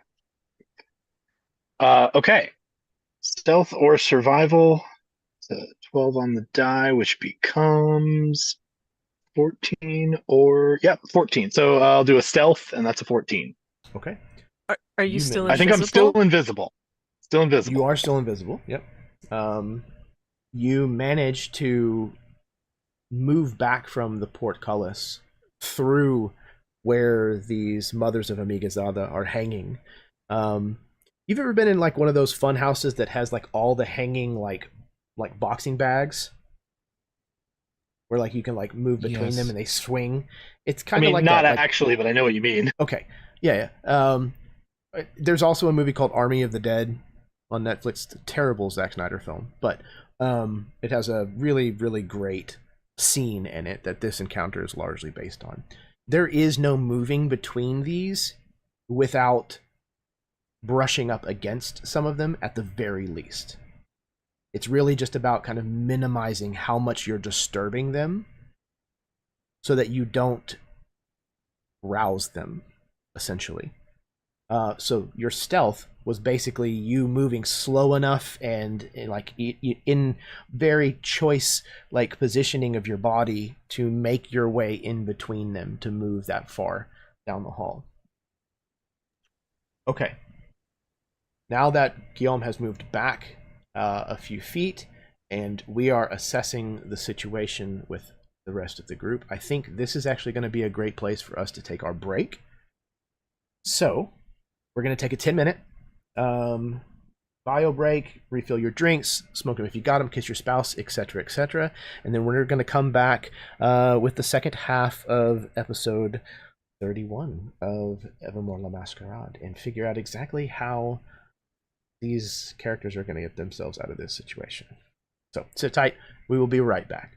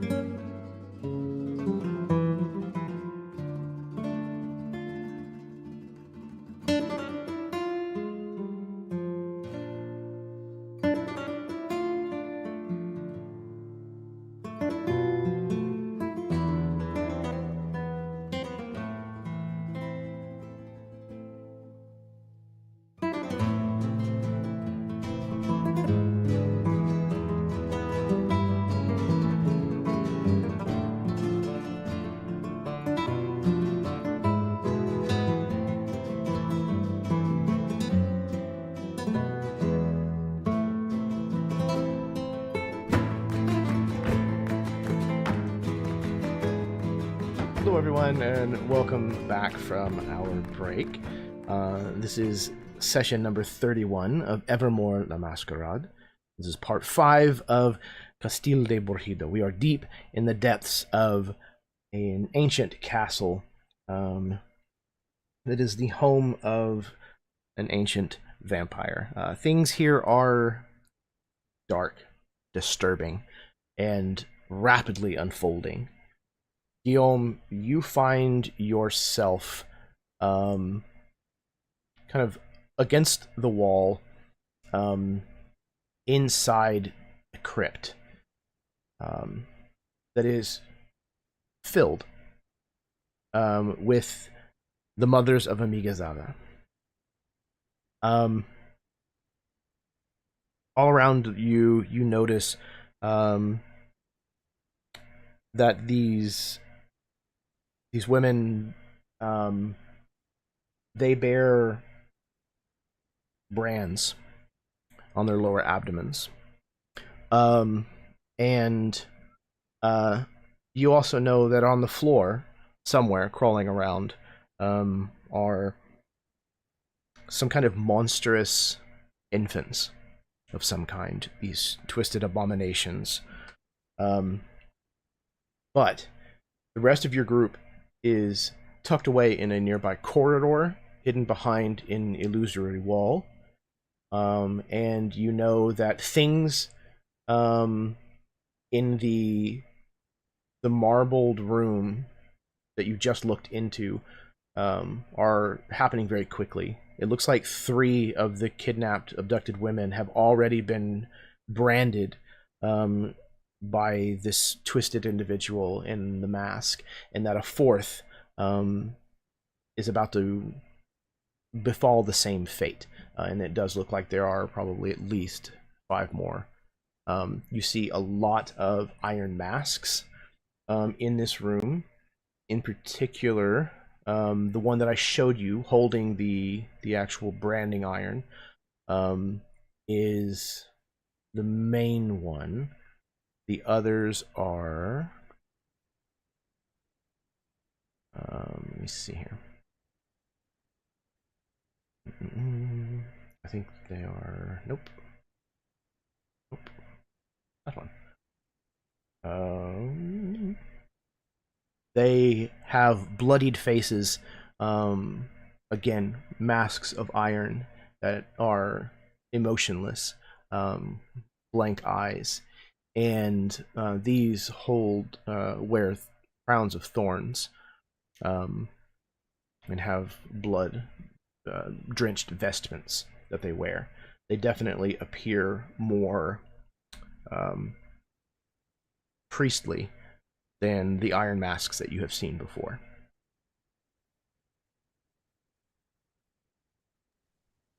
I want to try something before I cast my dawn.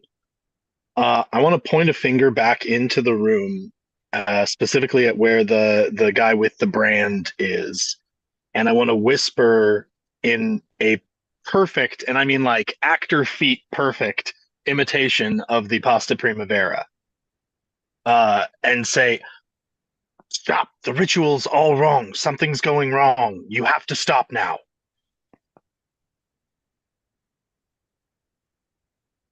Okay. Roll a performance check, please.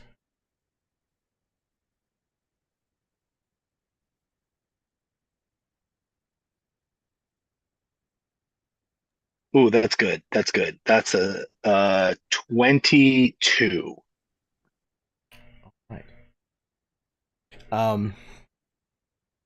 There's a moment where the chanting stops. You hear several footfalls start to move in that direction. And then a voice. And that will be my cue. A voice to cast Dawn. Sounds exactly like the one that you just mimicked. It says, "Pay it no heed. The ritual continues." Oh, shit. And I will cast Dawn in the center of the room. Okay. In the center of the, basically in the center of that blue circle. Just so that I'm like just on the outside of it. So he'll hold up a pendant that he has around his neck and just will a little bit of his power into it and send it out into this like lightning fast mode of light that goes to the center of that circle and just rains down sunlight. Okay. And what happens whenever you cast this spell?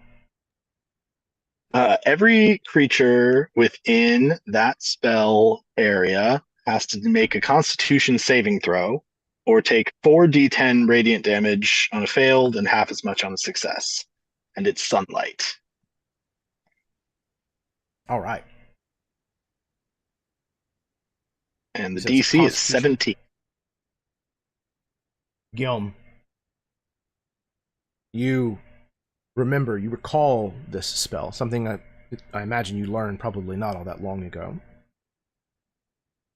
You make the motions, the somatic, the verbal, you form this spell, and you have practiced this. When you complete the spell, you can feel the magic building within yourself, and then as you go to release it, you can feel it fail as it leaves your fingers.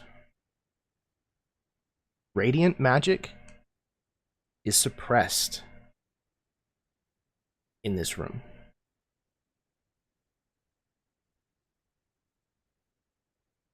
I know that y'all spent a long time talking about that, and And my invisibility has now had to bite my faded tongue away. so hard. Yeah, light and radiant damage in particular do not work in this room, even magical light. I am very sorry, but your spell fails. No, that's cool. It's just my 1/5 level spell slot. That's cool. That's cool. That's cool, man. It's cool. No, I ain't even mad. No, does it fail like I use the spell slot and it doesn't work, or did it fail like the spell slot never even, like the power couldn't even leave me? Because my assumption is I use the slot. Yeah, I mean, it just says that radiant damage is suppressed, so I think Yeah. I Okay. think the spell slot is used, unfortunately. I will whisper a message to any of my companions that catch it that says fuck, fuck, fuck, fuck, fuck, fuck, fuck, fuck, fuck, fuck. That didn't work. Fuck. And then I will just like stand as still as I can, hoping that these little babies and dangling ladies don't notice me until my companions maybe start some commotion on their own. As Guillaume is casting this spell, this triggering point, when you know that everything is supposed to launch into action, what are the other four of you doing?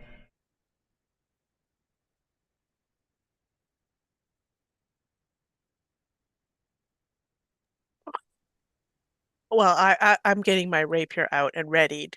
I don't know what's happening in the other room because I don't have my head peeked through because we were waiting for the signal from, I guess, Guillaume for this. So may not know that spell's not going off. I'm assuming my rapier is glowing where it is now at this point, because we wouldn't have the Where you are right now, yes, it is still.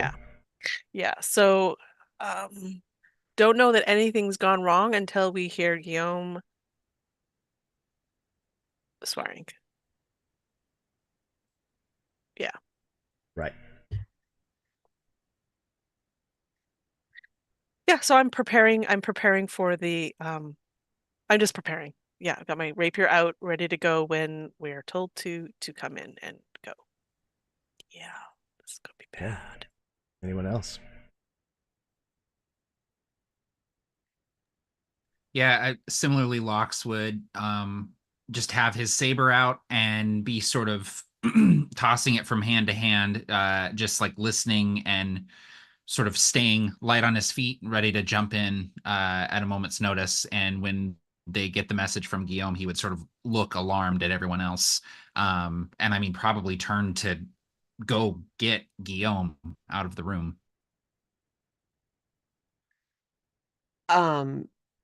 Seeing kind of Lox's face like drop and kind of him getting ready to bolt, Vera's gonna reach out to him again, and she's gonna touch his shoulder again, and she's going to cast protection from good and evil on him. So creatures of an undead type have a disadvantage on attack rolls against him, and he can't be charmed, frightened, or possessed by any of them. So Fantastic. that's what she's going to do to help him through the vampires. Okay. Quick question about the room. So radiant damage is suppressed and light sources are extinguished. Does that mean the spell definitely goes out entirely or just has no effect in this room? Because if it is still going, I would try to move it into the other room, but if it's totally just dead, then that's that. Is it concentration based? Yeah. Okay. Well, that's I think so. interesting. Let me double Yeah. check. I think so. Yes, it is. Okay. Then roll me a Constitution saving throw again. To see if you kept your wherewithal to basically keep concentrating on it when you saw that it had no like function. Nope. Okay. That's 7. Nope. Do you So have an I think- inspiration point left to spend? Okay. So Used it on our brilliant stone. I think whenever you Oh, no. saw the spell like fail to manifest, I think that you basically just let it go at that point. You know, it's just and then maybe afterwards we're like, wait a second, I could but yeah. Damn. All right. So, Lox, you are heading in to try to extract Guillaume. Yeah, I mean, I guess I'm just heading toward Guillaume to see if I can get to him. I just don't want him in there on his own. So yes, I'm going in. Okay. So, okay, just before Sylvie does something, is our intention to fight or to leave? Good question. I mean, I think we have to fight. We're here to save the women. Yeah, That's I think our. this If is we're kind of gonna it. leave, then it's a grab Guillaume, and I teleport us out because I have my diamond. So, if we want to abandon the women and let him do his thing, then we can do that. But How many people can you bamf with your diamond? um, Because do we just like trying to get into that room, link hands, touch all the women that we possibly can, and bamf us as many of us out as possible? hang on a second. Let me.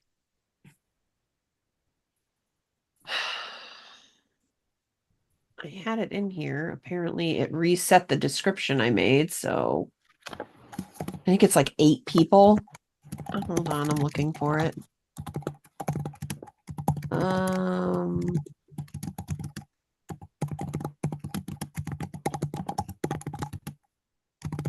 Trying to find the card that Jeremy gave me that I screenshot in here because D&D For which Beyond one? reset for my Orion's diamond. There it is. I got it. This piece moved. It just lets me cast the spell Word of Recall. So it's actually whatever Word of Recall does. Let me look that up real quick. Do we think that fire would work in this room? Would we need to do like an Arcana check? Yeah, let's Myself do an and 5 willing creatures. Let's do an 6 total. Arcana check, just because at the moment I don't know how many of you are even aware of what happened with Guillaume's spell. Oh, I was assuming none of us were. Right. We just heard him freaking out because we're all on this side. But I think I would have said it failed. And I might have even just like a real quick, like, failed. Like, fuck, failed, fuck, failed. Fuck. Just pointing at each of you, trying to get the message through.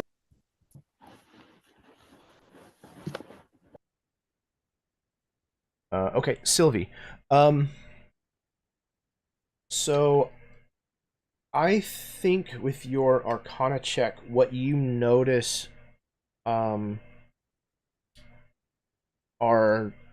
a part of the carvings of the mausoleum walls that are kind of right across from the opening to this illusory wall.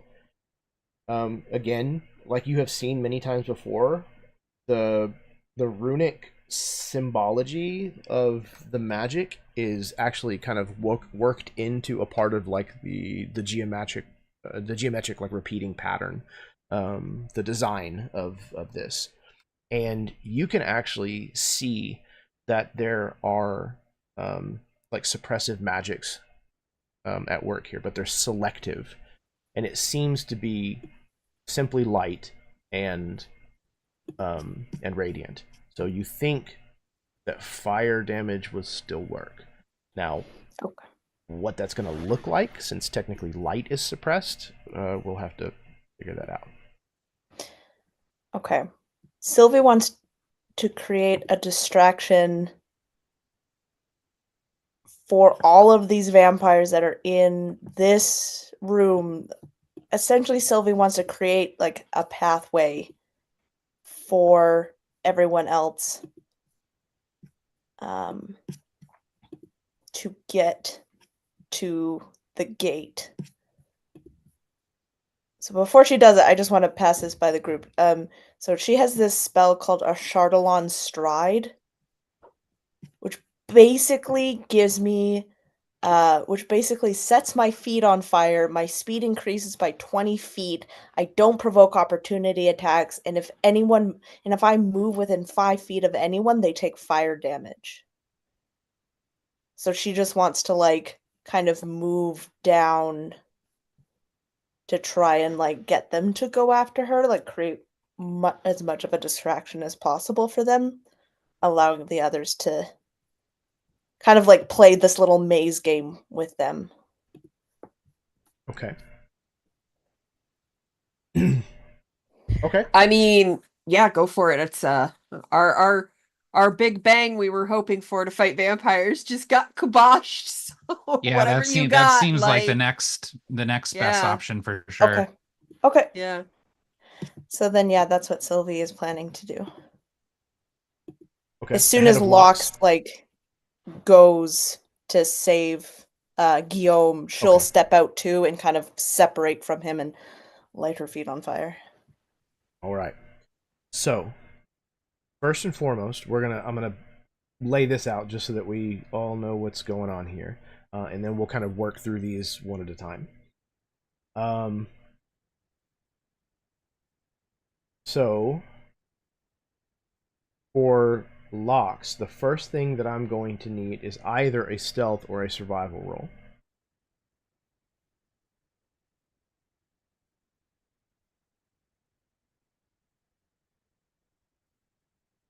$25. Okay. Success. This room does also count as difficult terrain just because of the sheer number of them that are choking the hallways. So you'll have to be moving at half speed. All right. So essentially, with these checks, we are looking for not getting 2 failures in the same turn. That's the big turning point. So, Lox, you move. What is your speed normally? 30 feet. Okay, so you can move 15 feet. 15, yeah. But before you do so, roll me a d6, please. Oh, I'm sorry, Okay. not a d6, a d8 rather. D8, okay. It's a 2. 2. Okay, so you are going to have to roll an acrobatics roll in addition this turn, because you are basically having to limbo your way in between in some uncomfortable positions. Okay, I'm doing that now. Yes, please. Okay. Oof, 15. Okay. That is a success. Okay. Okay. So, Sylvie, you are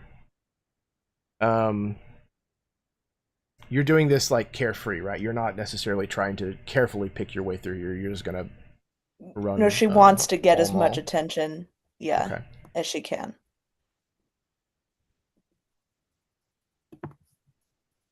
Lox is about there. Okay. And what is your speed? With the Ashardalon step is 55 feet Okay. per round. So that's 30 with difficult terrain because rounded in y'all's favor. So, what was your pathing again? Where were you like headed? She wants to head to like the southeast, kind of like Okay. just like away, just kind of Diagonally, yeah, just across. Okay. yeah. She kind of wants 5, to pull a Pac-Man. 15, 20, 25, 30. So probably about there. I would imagine is where you're able to get to on your turn. Okay. And if there's ahead. anyone who gets within like 5 feet of her, so she wouldn't turn it on until she's like clear. But if any of these little beasties get within 5 feet, they take fire damage. Okay. Yeah, so go ahead and roll that up because there's no way that you're gonna get to that point without all of them being within 5 feet of you in that stretch. Okay. Cool. So they're going to take 5 points of fire. Okay. Whoops. If you just want me to roll once, if you want me to roll yeah, for that's each of fine. them, Just because I mean, I haven't numbered how many of them there are there. It's just literally, the hallway is filled with them. So yeah, they each take 5. It is not enough to kill them necessarily, but they are definitely burned, and that is going to cause them to wake up. If you would also please roll a d8 for me.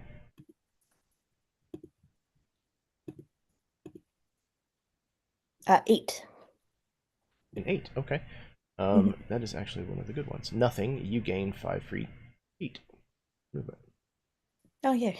So there was an empty pocket or whatever that you were able to navigate faster. Yep. Okay. Let's roll initiative. Things are getting started now.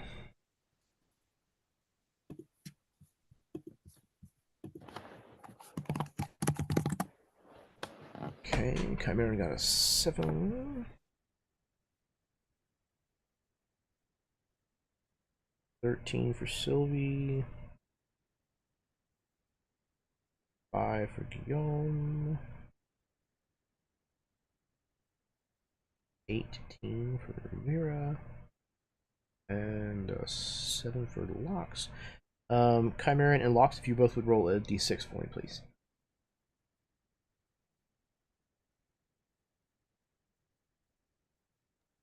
Four. I rolled a 5. Okay. Chimeran will go first, and then Lox will go second.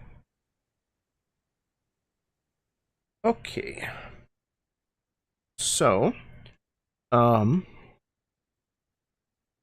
get everybody 1, 2, 3, 4, 5. All right. So, Lox heads off, navigating towards the north to get to Guillaume.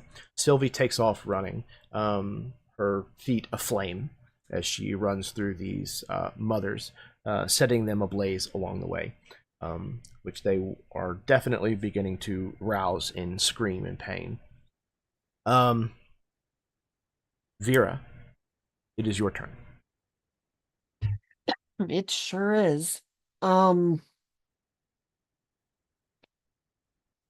Uh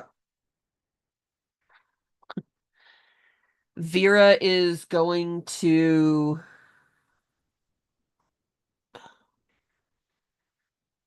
kind of following after Sylvie and and locks, she's gonna step in, and the first thing she's gonna do is she's going to take her alchemist fire that she has in her pocket, and she is going to kind of throw it. I can throw it up to 20 feet, shatters an impact, make a range attack against creature or object, but there's a lot of stuff in here. So she's gonna Yeah, kind no of throw it shortage. in like this direction right here and try to like Okay. hit the ones that are maybe over here to the side to kind of hopefully block um their pathing, maybe trying to kind of light some Okay. of them on fire, Okay. because this Yeah. actually lights people on fire, this alchemist fire.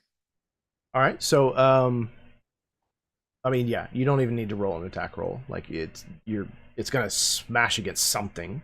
Okay. It's gonna be next to impossible to throw it into this throng and not have it hit one of them. So Ooh, I rolled a 4. So they take 4 fire. Everybody that it hit over there takes 4 fire damage and is on fire. all right. At the So start of their turns, they can attempt to make a DC 10 Dex check to extinguish it. excellent. So you don't get the sensation that any of these that the mothers of Amigazada are going to really move much, because again they are kind of like hanging from their feet, and it's not like vampire hanging from the feet where their feet are like talons or something and they're hanging on. It's more like they've been hung here by someone else, like they're like chains and ropes and things of that nature. But they're definitely vampires, right? Oh yeah, the ones that are waking Okay. up now. Again, Karen, shield your eyes. The that's the wrong one. But now they look like the picture that we saw earlier. Hold on, Karen. Sorry. Where their eyes are all like lit up and stuff, and Yes, yeah, and they are yeah. like reaching and grasping hungrily those that are not on fire. Okay. So yeah, it's definitely not a great situation, but there are several of them that are cheerily burning now, both between your alchemist fire and with Sylvie's Yeah. flaming feet. So that was her action. Her bonus action is just going to be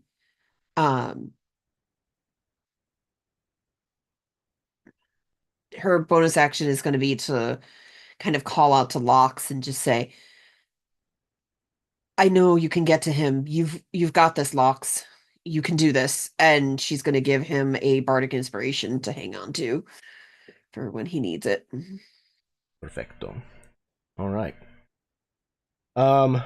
Within the marble chamber beyond you, Guillaume, you can hear the chanting continue. There is the sizzle of hot metal pressed against bare flesh, and you can hear a woman scream in agony. I don't know necessarily that this is a sound that Vera has heard Annabelle make before, but this is Annabelle. You also hear the same voice again that you mimicked not just moments before, Guillaume, say, "The three of you stay here. The other of you, go find out what is going on. Put a stop to it." And you hear metal footfalls on the marbled floor. And they go next. So, where's my owl barrel? There we go. We're going to have number 2, 5, 10, 15, 20, 25, 30, 5, 10, 30.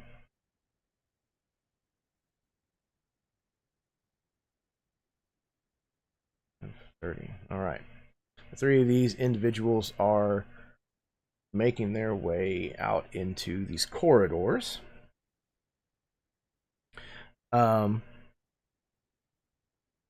They are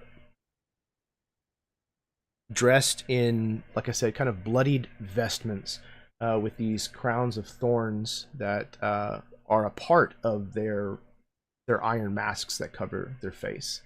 These are Iron Mask clerics, so they are not quite the same as the Iron Masks that you have faced before. And now they get to take their turns. Okay. The first one that stepped out, number 2, this one here. Guillaume, you watch as he rears his hand back kind of over his right shoulder and brings it forward as if he's going to crack a whip in your direction. And as he does so, like spectral red energy extends out from his fist, forming a thorned scourge, and is going to strike out at you with it. This is a modified version of the Thorn Whip cantrip. What is your AC?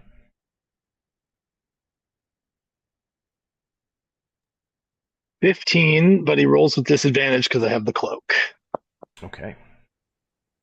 So we're sitting at a 19 so far. Let's see what disadvantage does.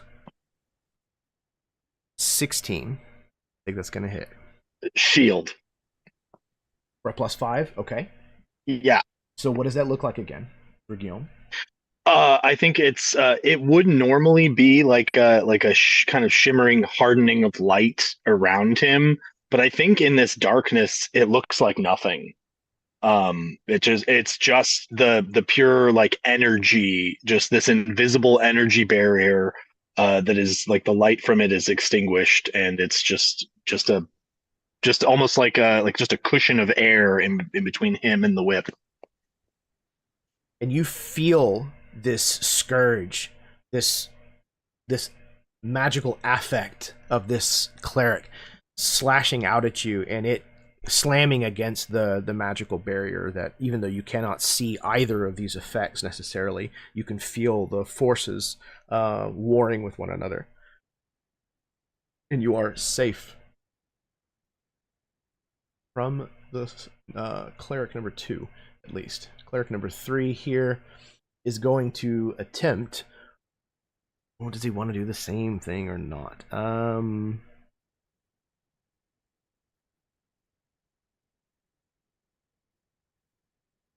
Okay. Actually, what he's going to do is cast a spell. Let me look up what I need. I think it's going to be a saving throw from you, Guillaume. I'm almost positive of that. I don't know if I want to burn a counter spell on it. The rules for identifying spell being cast is like you either use your reaction to identify, right? I don't know for counter. I think you can like do an art. I want to say it's like as you use your reaction to make an Arcana check, but that would use my reaction. Oh, I already used my reaction because of the shield. Never mind, I can't counter spell. So you would need to make a Wisdom saving throw.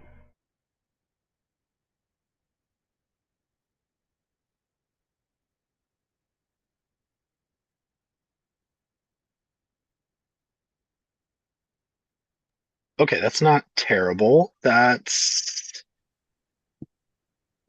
I get a +4 on that, which makes it a 17. Okay. You manage to shrug off the effects of his spell as he attempts to cast Hold Person on you. All right.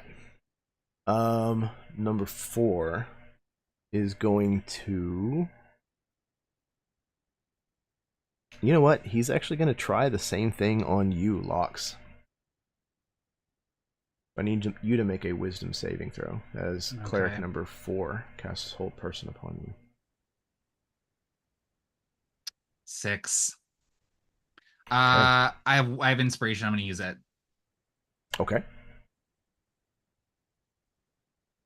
13. And don't forget you have a bardic die if you need it. I have my bardic die. What is that right now, Kenya? Is that a D8?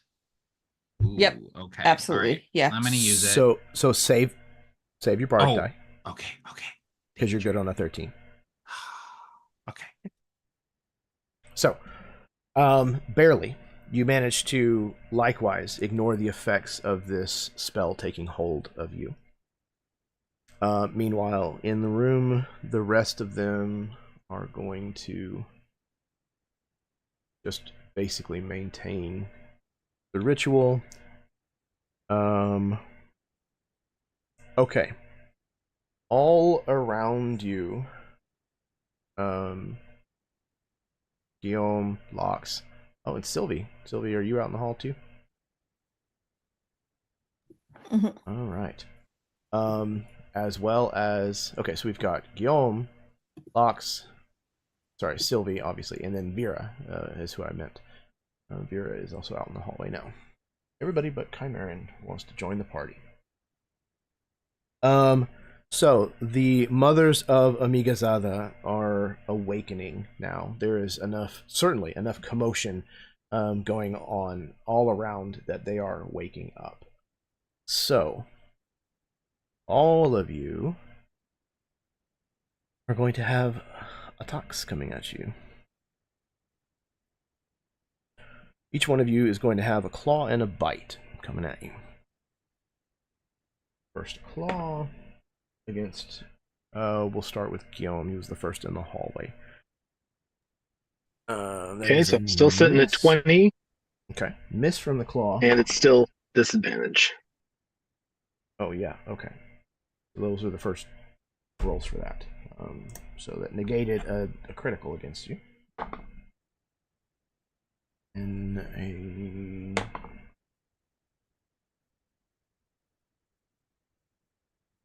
Gonna miss. Okay. Next up is gonna be Locks, who's the second in the hallway. Ooh, rolled a 1 on the first one. And only a 10 to hit on the second. So that's both of them miss Locks. Sylvie is next. Sylvie, what is your AC? 15. Okay, miss and miss. Man, okay. Welcome to the wiffle ball match. Last but certainly not least is Vera. Vera, what is your AC? Well, it's like 25. Mm-hmm. Mm-hmm. It's But 15. when you're awake, what is it? Not 15. 15. Okay. So that's a claw that hits. You are going to take slashing damage to the tune of 4 points. Okay. Okay. These grasping clawed hands just shoot out from all over the place. You can't even tell if it actually belongs to the ones that are next to you or if it's the ones just beyond those. But they are grabbing at every piece of clothing that you have, every strand of hair that is out of place. And if they can't find that, then they are literally just raking their claw-like talons along your naked flesh, trying to get you closer. Many of them dangling are pulling at you hard enough that it's actually like drawing the lower parts of them like towards you at angles. They are gnashing their elongated canines in your direction. All of you are seeing this, even the ones that are on fire from the alchemist fire or from Sylvie's spell. Even in the state of burning, of immolation, they are still reaching out and trying to grab a hold and feed. Okay.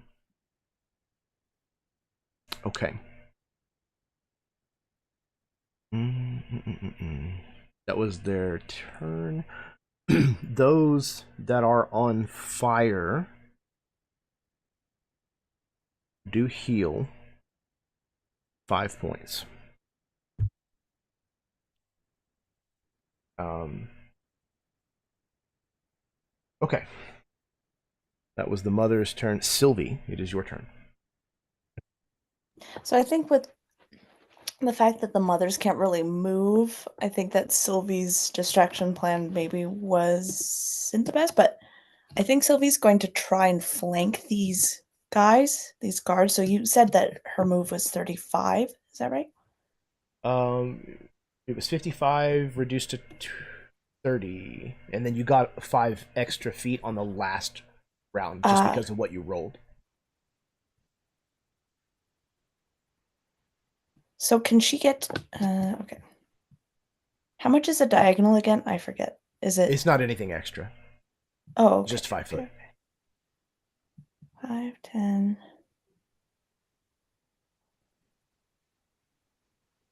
So she can get up to here, I think. Oh yeah, it looks like it. You were here? I was here. Oh, you cannot see that. I was here. Okay, yeah. 5, 10, 15, 20, 25, 30. So you could get here. Perfect. Just gonna do that. If you would, go ahead and roll a d8 for me again. Okay. And your feet And are of course still she's on fire, right? Yeah, so Okay. she also anything she gets within 5 feet of also takes Yep. d6. So That's another 8. Another 8. Okay, so you get another 5 feet. So you found another slightly empty pocket. So you could even close with Cleric 4 if you wanted to. She wants to cast Shatter. Okay, so probably not then. No, I don't think so. Okay. Yeah. So any of the mothers that she got within 5 feet of, they are going to take 6 points of fire damage. Okay, excellent. And then she wants to cast Shatter.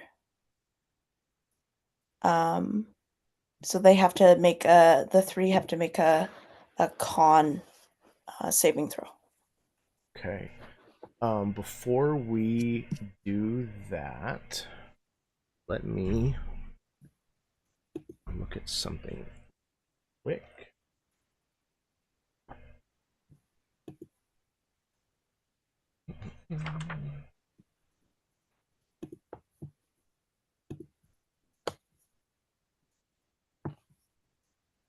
What level is Shatter? Sylvie's going to be casting it at second level. At second level. Okay. So you are coming up and you start to cast this spell, and you notice Cleric 4 kind of see you that you're approaching, and kind of turns that direction, and you see the blacks of his eyes mask for just a moment kind of like appear with like red pinpricks of like light from deep within. He is actually using an ability for a counter spell. And if it's third level or lower, it automatically fails. Okay. Then yeah, that's so. Then I think with that, can Sylvie now use that extra 5 feet, or was that like a one and done? Yeah, no, that's fine. Okay, because then the Cleric 4 will take a d6 of fire. A d6 of fire? Yeah.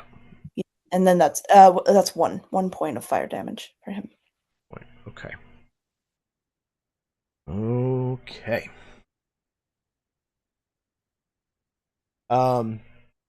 He kind of recoils a little as this fire kind of flares up from the ground where your feet are. It definitely singes him a bit. Okay, that was Sylvie. Chimeran, you're up.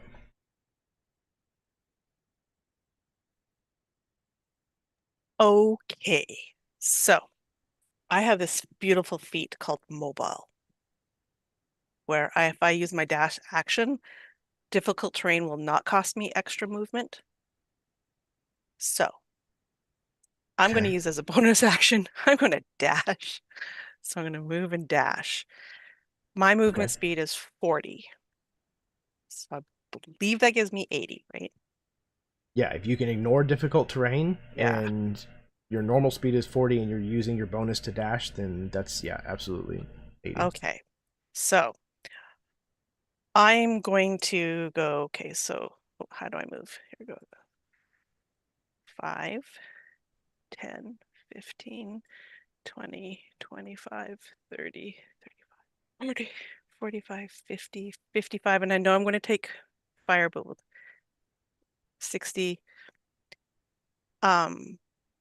And I'm going to, so at 60, I'm going to use my action to hit dude, which I hopefully do.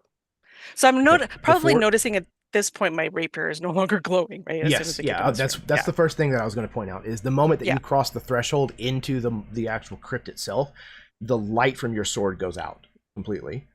But I also need you to roll a d8 if you would, please.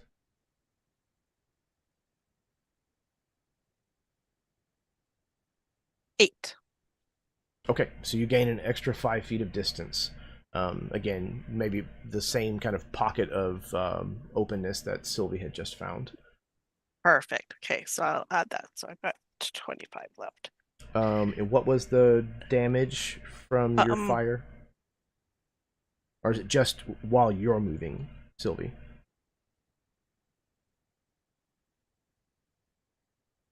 I don't know if it's like, Back to the Future where you leave like trail of fire behind you kind of thing, or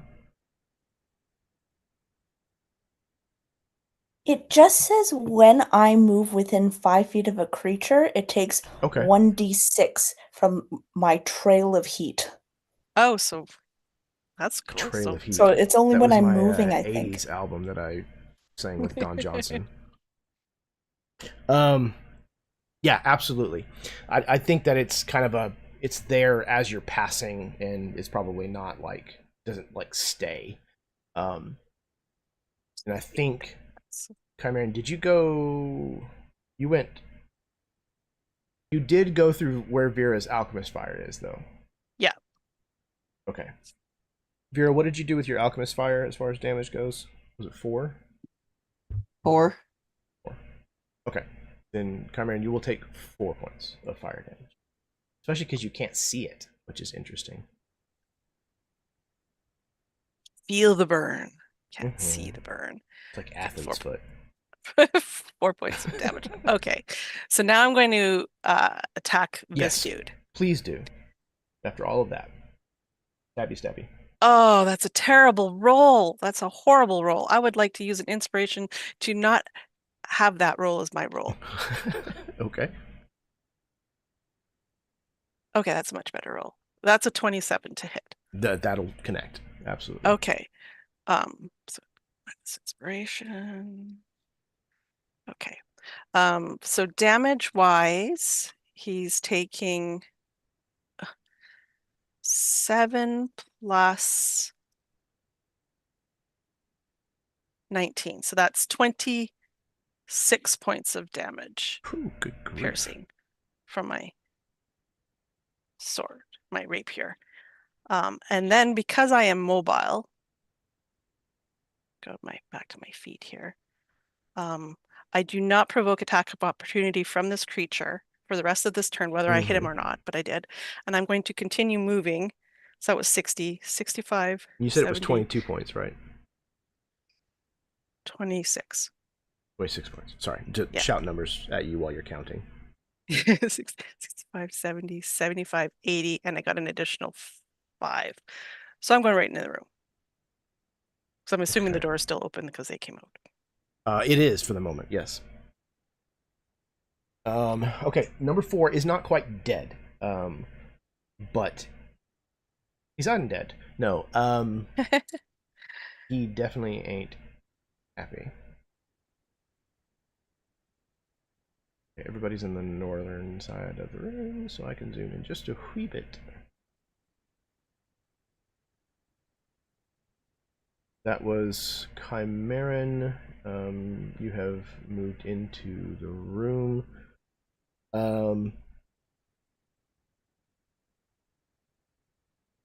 After Chimeran, Locks is up. Yeah. Okay, so my movement speed is halved, so I can go 5, 10, 15. And then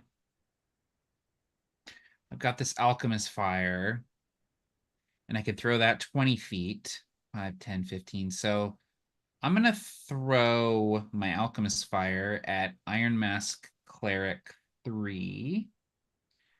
I just make a ranged attack. Roll that. +8. 16 to hit Iron Mask Cleric 3, and I do still have Absolutely will hit. Okay, awesome. Dope. So and then that will do, is it 2d4? On hit, target takes 1d4 damage at the start of each of its turns. The creature can end this damage by using its action to make a DC 10 dexterity check to extinguish flames. So I actually don't think that he takes any damage right now. It sounds like he will at the start of his next turn. Yeah, on a hit, Okay. the target takes 1d4 fire damage at the start of each of its turns. So he's just on fire. Okay. And I guess that's it. I moved. I didn't attack. I technically get 2 attacks, I guess. Would it be possible for me to switch to my crossbow after I do that? Yeah, I think drawing a crossbow is, you normally get like a one per action, one per turn type action. And But I then also pulled out the alchemist fire and threw it. yeah, I don't know that you had it in your hand. You No, didn't I say that you definitely had it in didn't. your hand whenever you went in after Guillaume. Would be the only That's hesitation that I have for that. yeah. If you have a point of inspiration, I might be willing to negotiate. I used it. Okay. Making that save. Right. Okay, I'm just gonna I will just wait there then. That's Okay. yeah, it's just the room's slowing me down, so I can't quite close with Yeah. with Iron Mask Cleric 3. There's definitely a lot of having to like shrug off like arms that are trying to grab a hold of you. Yeah. They're trying to grab a hold of your crossbow. Like the whole thing Right. is just this like constant struggle. Did I need to roll anything for moving through the room, yes, by the please. A D8. D8. Don't mind if I do. That's max 8. Okay, so you got another 5 feet for free. Oh, So you how are nice. up beside Guillaume. Yeah, if you'd come like up to be. beside Guillaume there. Cool. And that's where I will stay. Okay. That was Lox Guillaume. It is your turn. Damn. Well, I guess. Oh no. They're in a bad place for any of my tricks. Or we are in bad places for any of my tricks. I think.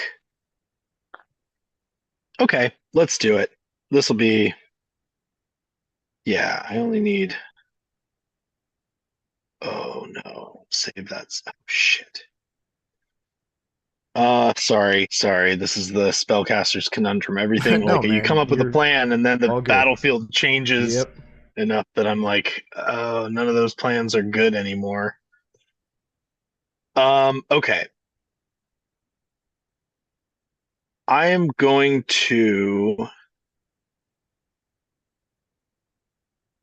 Uh, screw it. Okay, I'm gonna go with my original plan, even if it's a bad one.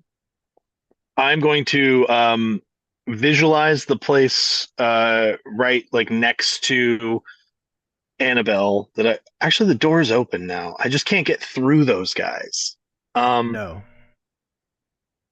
If I if I were to if you have an enemy restrained, can you get through them? Actually, no, that wouldn't work because I would also suffer from the web. Hmm. Mother fuck. Okay. I'm gonna summon an elemental right behind the three of them Okay. Kind of in where the because portcullis is? yeah, basically.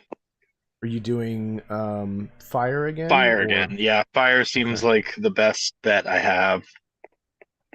All right. And he'll be hard to see because he's made of light. True. It's a good point. It's like the Um, fumes on a concrete in the middle of the Right? summer. That's all we see is little heat fumes. He's having a hot boy summer. Um, all right. So you should have control of him, Guillaume. I just assigned Okay. ownership of the token to you. He is going let's see, I don't think I have any good bonus actions. Is it an action or a bonus action to shapeshift? Probably an action. I don't know that for a fact, That though. makes sense. Quick double check. Yep, action. Okay. Then I will I guess that's all I'm gonna do because I can't really do much more until these guys are dead. Okay. And then the elemental is gonna wail on the one closest to the portcullis, the one that's straight in front of Guillaume. Number 2. Okay. Yes.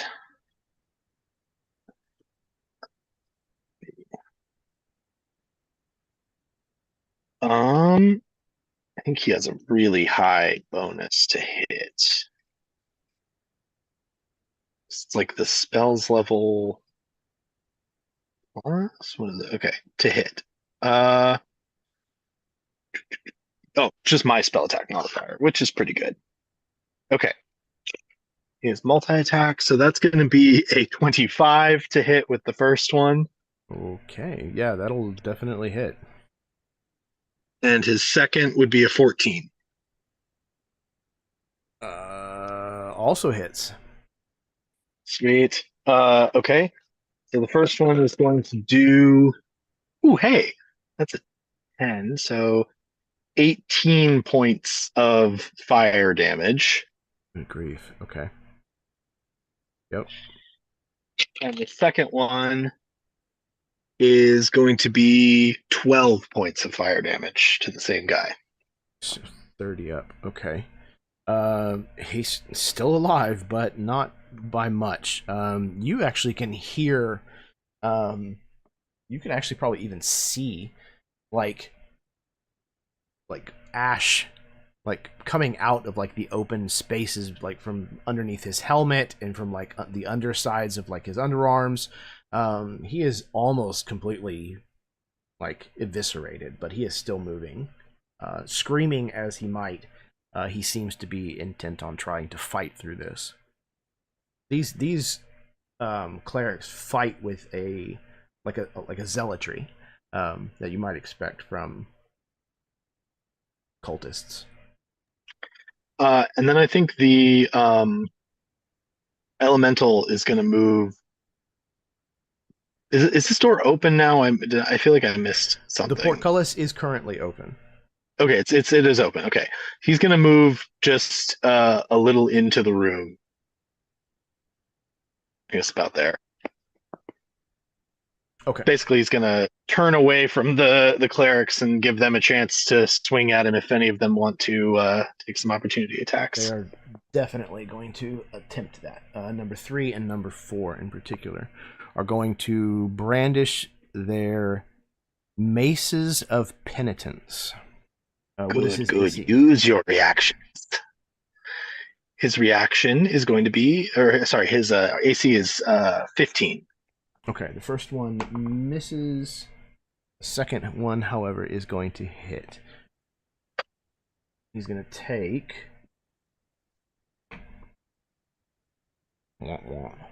3 points of bludgeoning and has to make a strength saving throw.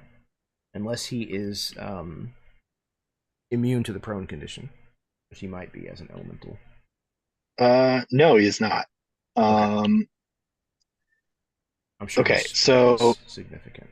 becomes 57 points, and strength is +4, so that's a 14.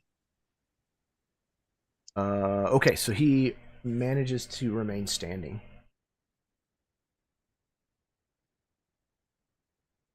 Okay. That is Guillaume in the elemental. Back to the top of the round with Vera. Okay. Guillaume put his elemental there, so in standard spellcaster fashion. Battlefield has changed, so plan has changed. No problem. Could work around it. I like Mr. Fireboy.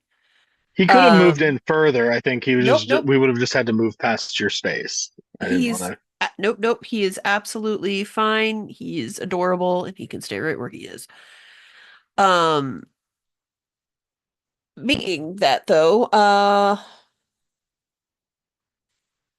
Vera doesn't really have a whole lot that she can do in this situation that won't hurt her friends right now because we're all grouped up. So When does Vera she is care about hurting her friends? her friends keep her alive and help her just rescue emotionally. her. Yeah. Emotionally is fine. Verbally. Exactly. So she's just gonna kind of move up one square and well, she'll probably actually move up several squares. 5, 10, 15. She'll get right behind Locks. If you would. Oh, okay. Hold on. My cat's begging for pets. I need that hand cat. 3. Very interesting. Okay.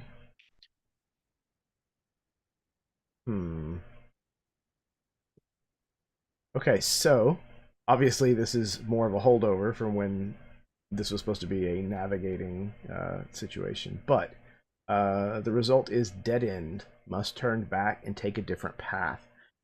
I'm trying to figure out how that makes sense where you currently are. Well, maybe there's just one of the pregnant vampire ladies is hanging down and in her way. Literally swinging like like pendulums back and forth now.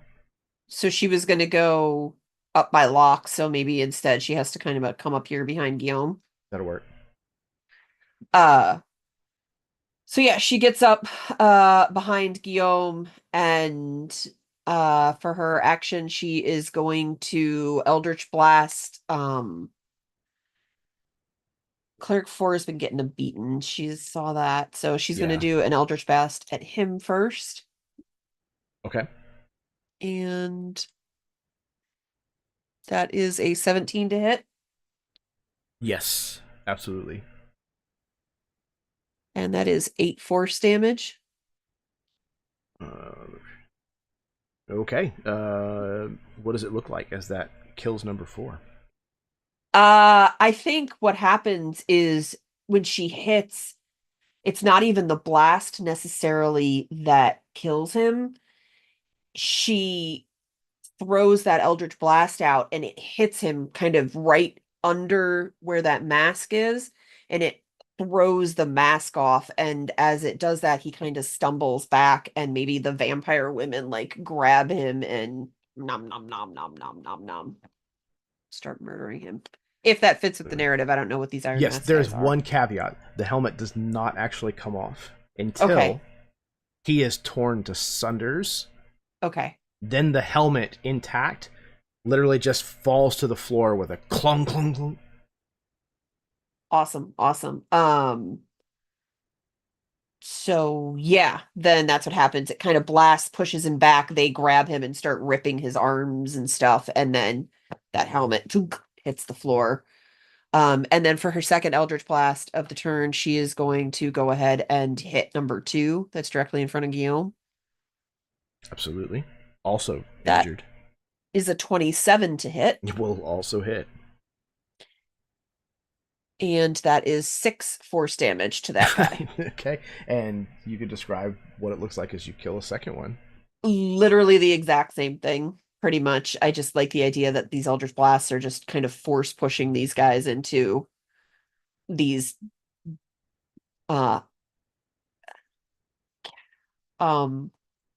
casual allies that we've found in here, maybe. But yes. yeah. Yep. So yeah, that's gonna be what she does there. And then she is going to pat Guillaume on the shoulder, and she's gonna kind of, in her special tone that Vera saves just for Guillaume, she's going to say to him,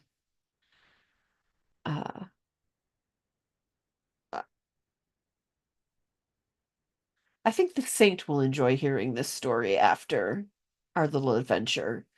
And she's going to give him her last bardic inspiration that she has available. And Guillaume, because you are a spellcaster, when you cast your next damage spell, if you choose to, you can roll the die to add damage as opposed to just using it to get the attack bonus. So you can also use it as a damage bonus. Awesome thing. And that's her turn. All right. It's a hell of a turn. Free action, she's going to scream, Annabelle, we're coming, or something like that. Because our cover is blown at this point, so. Okay. Immediately following Vera's turn, the one that was leading this ritual is going to cast a spell. And you hear him issue the order, lower the portcullis. Guillaume, I need your elemental to roll a charisma saving throw, please.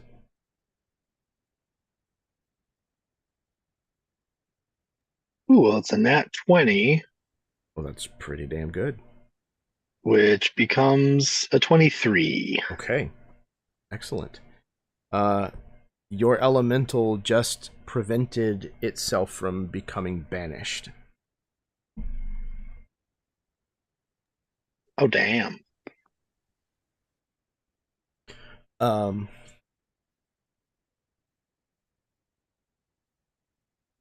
What else is he gonna do?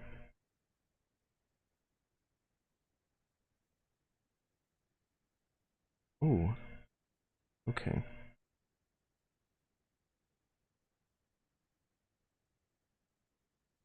Yeah. All right. He then casually steps forward. You see, like, whenever the banishment spell fails, like, he kind of turns his head to the side a little. Like, he wasn't quite expecting that to fail. And then casually he walks. Ooh, no, even better. He literally just steps over Annabelle with very little regard to her at all. And as he steps towards you, Chimeran, I need you to make a wisdom save.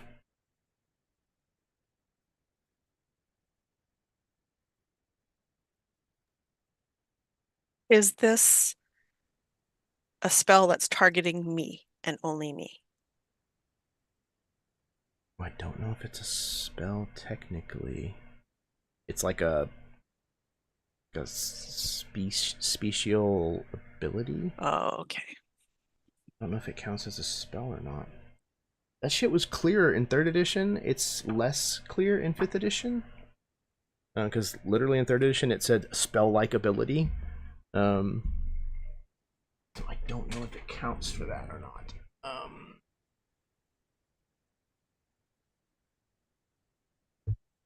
It is kind of magical in nature. What is the ability that you're looking to invoke here? So my rapier has this once a day thing where if I'm wielding it, and have it drawn, which I do, I can use my reaction when targeted by a spell that targets only them.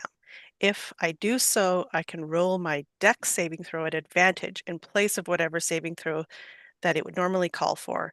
And on a success, the spell would have no effect on me, but would target the caster instead. Okay. So let me read this ability real quick.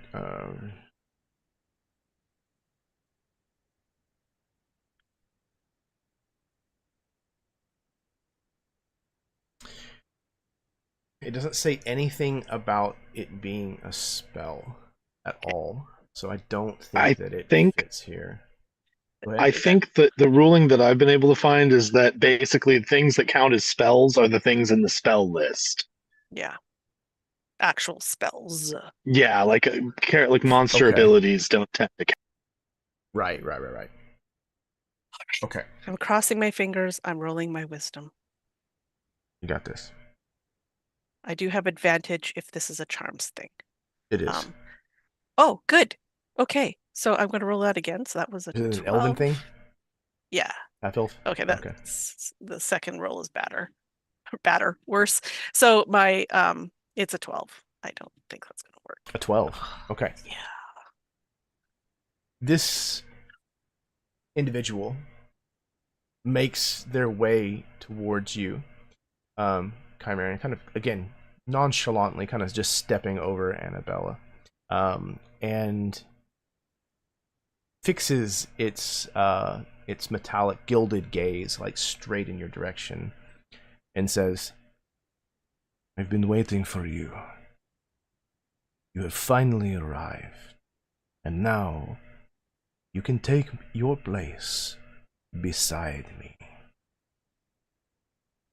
Chimeran, you are charmed.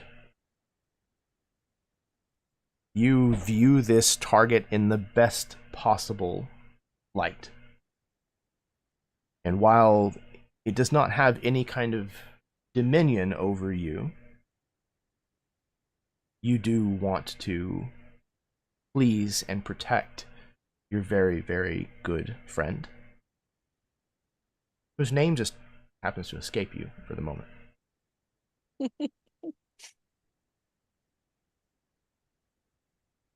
Okay. Delicious. All right.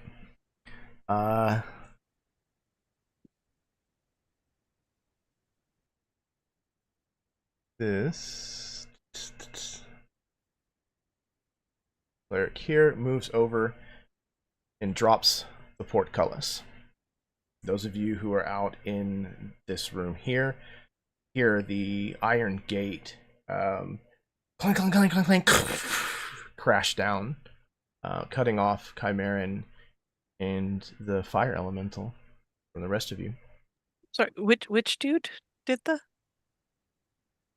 that dude? Okay, cool. That one here. Thank you. Okay.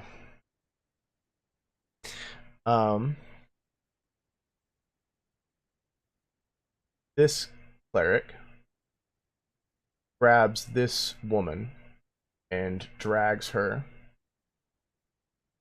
forward as she is kicking and screaming and pleading for help, looking at you, Chimeran.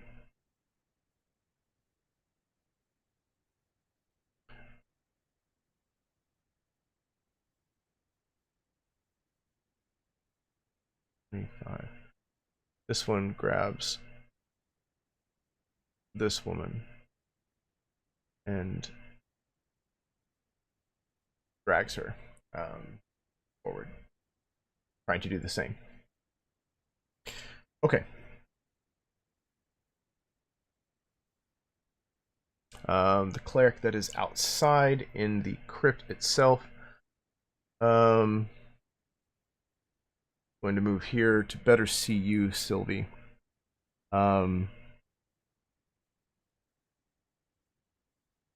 Ooh. Actually, scratch that. I'm gonna step here. That means breaking engagement with you. So if you have a melee weapon drawn, You can take an attack of opportunity. Yeah. I have my quarterstaff that would be glowing, but it's not. Right. That's a dirty 20 to hit. Will hit.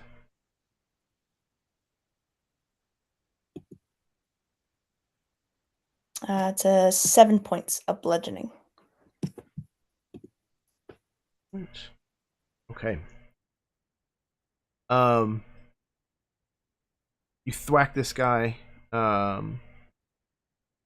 against the pauldron, but he falls back all the same, putting his back to the portcullis and gesticulating with his hands.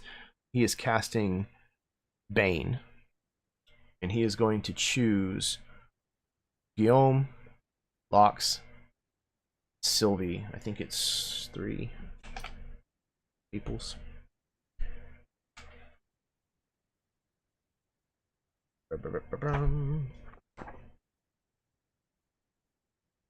Yeah, up to 3 creatures of your choice that you can see within range. Okay. Oh, you have to make charisma saving throws. The 3 of you, Guillaume, Lox, and Sylvie, please. Is this worth a counterspell? I'm gonna hope that we all make our save. I mean, it's just him, so we're all going to dogpile on him and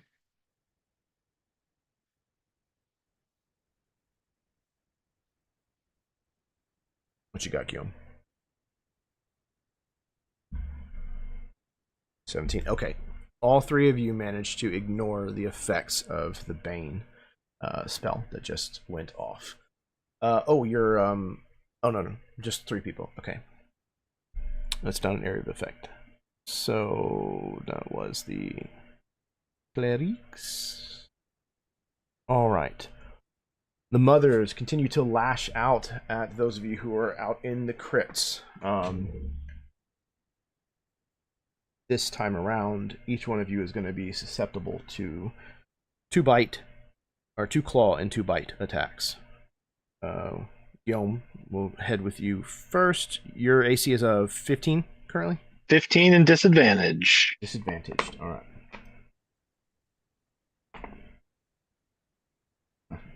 Terrible. Alright. First claw missed. Second claw is a 15 on the nose. Shield. Okay. Now a 20. Both of the bite attacks also at disadvantage. Miss and miss. Okay. Safe, Guillaume. Next up is Lox, the second one in the corridors. you have disadvantage against locks too because of the proc good and evil. Ah, yes. Okay. Thank you. Miss from the first claw. Miss from the second. Ooh, that's 2 18s on my die. What is your AC again, Fox? 17. Sure that's going to hit you. Yeah, okay. Alright, so that's 1 bite. And the second bite is a miss as well. Okay, so just 1 bite. Just 1 nibble. I'm going to use a shield. What does that turn it into? +5, so 22 AC. It bypassed it still with a 23. Okay. I had 2 18s on the die. Well, and I just told you what their to hit bonus was. All right. There you go. This was a bite, so that is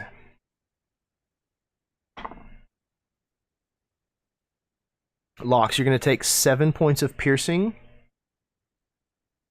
and you're going to take necrotic of 4 points. Your HP is reduced by 4 points.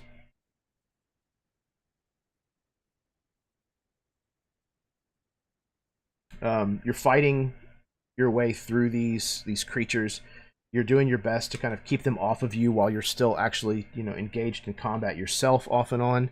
And there's just so damn many of them that you drop your guard for just a moment, and one of them just sinks her fangs like right into the back of your tricep. And you can just feel like the strength go out of that arm almost entirely for a moment before your body's kind of able to balance the blood pressure out a little more.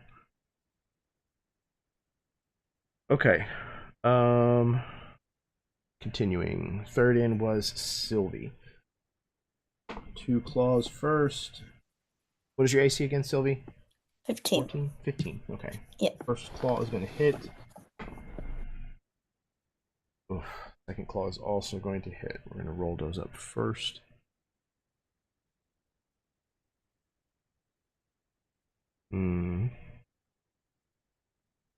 Actually, one of them, instead of clawing at you, I mean, it uses its claw, but it's going to grapple instead of deal damage.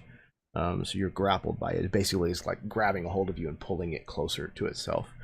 The second one, which was a claw hit that hit, you are already grappled, so it is going to qualify for its rend ability.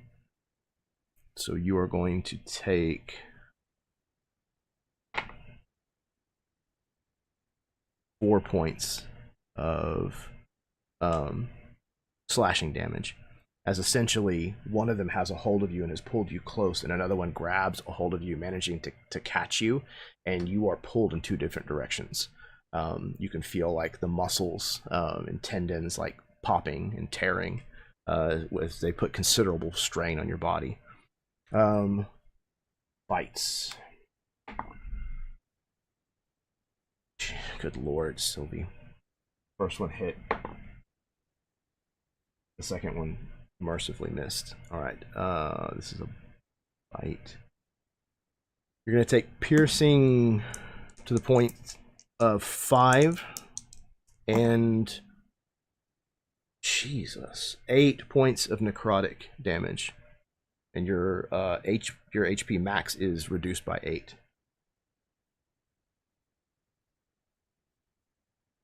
All right. Vera. Last one here. Claw, bite.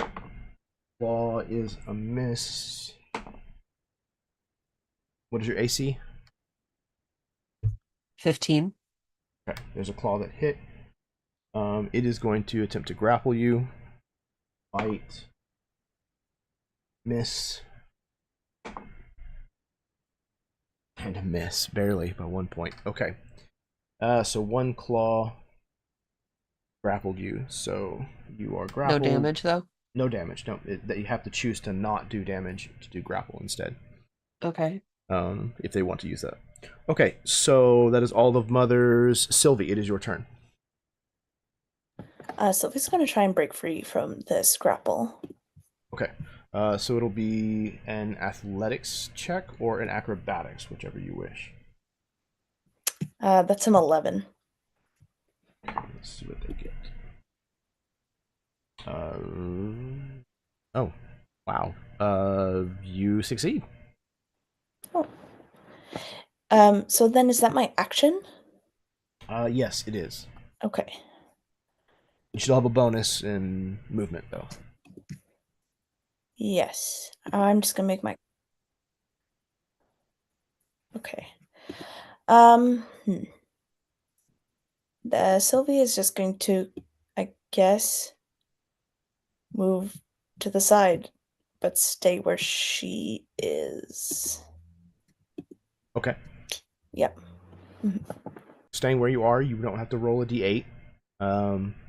Your situation literally doesn't change. You're still got these swinging, bloodthirsty vampires kind of hanging all around you. Chimeran. Okay, quick clarification on this charmy thing that has happened to me. Is it like the charmed condition, so I just can't attack him or target him with harmful things? No. Or is it more than that? Yeah. So, hang on just one moment. Let me get to the full description.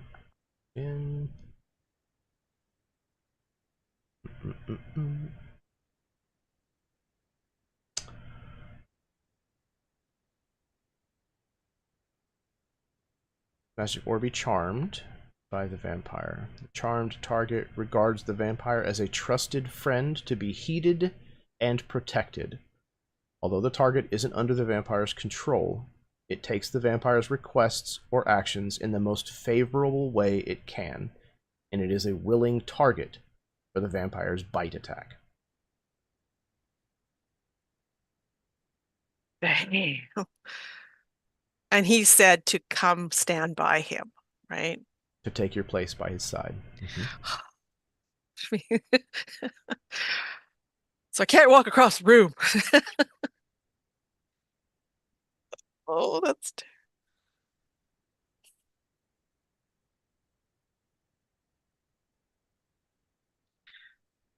yeah, I guess. Okay, so I will come closer to him instead of going over to Weaver.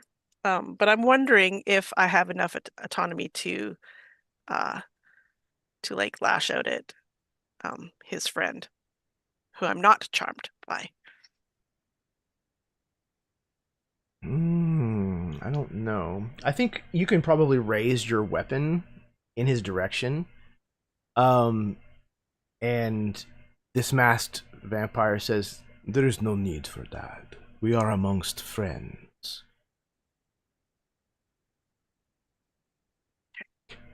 Here is the real enemy.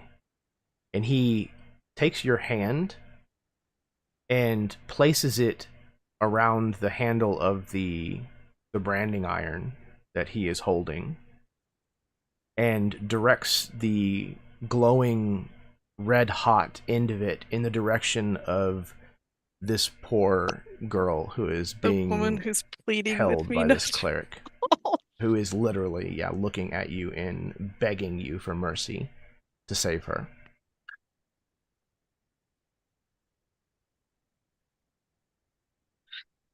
I'm just gonna throw this out there. Y'all asked for morally gray, like Yeah. difficult. Okay, just putting that out there. Go for it. Okay, so then I will take this nice branding iron that my friend has given me, and I will walk around to where she is. And I want to fight the urge to brand her because I Okay. don't want to do that. I will let you repeat your saving throw at disadvantage.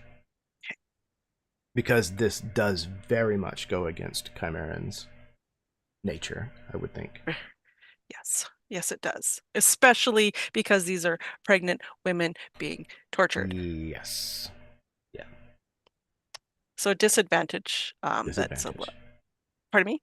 Yeah, Yeah, disadvantage. I was confirming. Yeah. Yeah. So at disadvantage, that's an 11. That is a failure. So I guess I brand her. God damn. Ouch. I think so. As heavy as that is going to likely be later for Chimeran to struggle with, I think that is what happens in this situation. I think the tears are rolling down my eyes as I'm fighting the branding her, but I can't stop myself. And I do anyway. Oh my god. Yeah. It's fucking terrible. Yeah. But also great for character stuff. Okay. Anyways, all of you hear the Do I scream get again. Sorry. Go ahead. Do I get a saving throw from his spell at the end of my turn, or? That's what the Oh, that's what the that saving was? throw Okay. was. Yeah, you were repeating that. Okay. You don't actually get one at the end of every round. It's if you are damaged by him or his companions, then you get another chance at saving. Otherwise, Nice. this shit lasts for 24 hours. So, yeah. So unless he does something like totally like this against my complete nature or hurts me, oh no, this is sorry guys. Yeah. Yep. Okay. That was Chimeran. Locks. It's your turn. I am still in the hallway. I think I can make it to this Iron Mask Cleric 3 here. I'm just going to go ahead and move 10 feet, so 20 feet with the difficult terrain. Okay. Do I need to make a roll? Yes, D8? please, Yeah. a D8. Okay. That's a 4. 4. Okay. This one also does not make as much sense given the situation. Basically, you would had to have moved one of the mothers of Amigazada to basically pass them. It would have required a sleight of hand check, but as of right now, they are so agitated and awake that like it just doesn't apply here. So okay, cool. In this particular area, we might just dispense with the D8 rolls because y'all are fucking shit up right here. Right. Okay. I'm gonna do 2 attacks with my sword. Okay. On Iron Mask Cleric 3. First roll is 14 to hit. Yes. Ooh, okay, cool. I did not expect that to hit. And that'll be 11 damage with the rapier. Okay, this is number 3. Okay. Still up. Okay. Second attack coming in. 18 to hit. And then Also. Oh man, minimum damage, 8. Okay, he is still kicking. I'm going to oh man. I've got action surge still. I wonder if I should use that. Then it would clear that hallway and we could all get in. I'm going to do it. Okay. I'm going to use action surge. So that's attack number 3, 25 to hit and 15 damage. Holy shit. Okay. You can describe what it looks like as you kill him. Awesome. So are they wielding any weapons or are they just using spells? Yes. They have maces. Maces. Okay, cool. So I sort of charge up, ducking around the mothers hanging from the ceiling and close with this guy, and we have a very brief but brutal exchange of blows where Lox just continues to press into this guy's defenses, where he's sort of up against the wall, and Lox manages to reach up, grab the haft of the mace as he's trying to bring it down, pin the arm to the wall, and he just brings his sword back and just goes 3 times and then sort of lets him drop to the floor. And he'll sort of like ease out of breath, and then I'll use the rest of my movement here. I think I moved 20, so I can move 1 more space, and I'll move toward the door.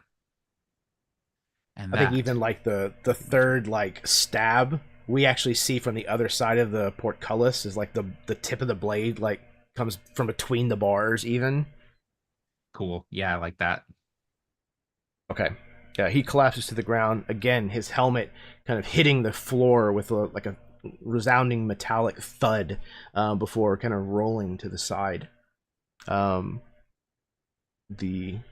being within no longer whole. Okay, that was Lox. Guillaume. Okay. Does the elemental is after me, right? Or does he share my energy? I gotta double check that. Yeah, that's a good question. Takes his turn immediately after yours. Okay, damn. Well, okay. Okay. In that case, oh man, that sucks. I will grab Vera and cast a dimension door to get us both inside over near Chimeran. All right. Do you have to be able to see where you're going? No, I just have to be able to like visualize it, and I did see Okay. it earlier. Absolutely. Yep. Beer, are you good to go with him? Can you Yes, step please. away? I would not like Oh, to be okay. hugged by this evil woman anymore. All right. Oh, I forgot my thing was covered. I was nodding All good. furiously. Okay. Okay, so kind of I want to drop her basically next to Chimeran. And then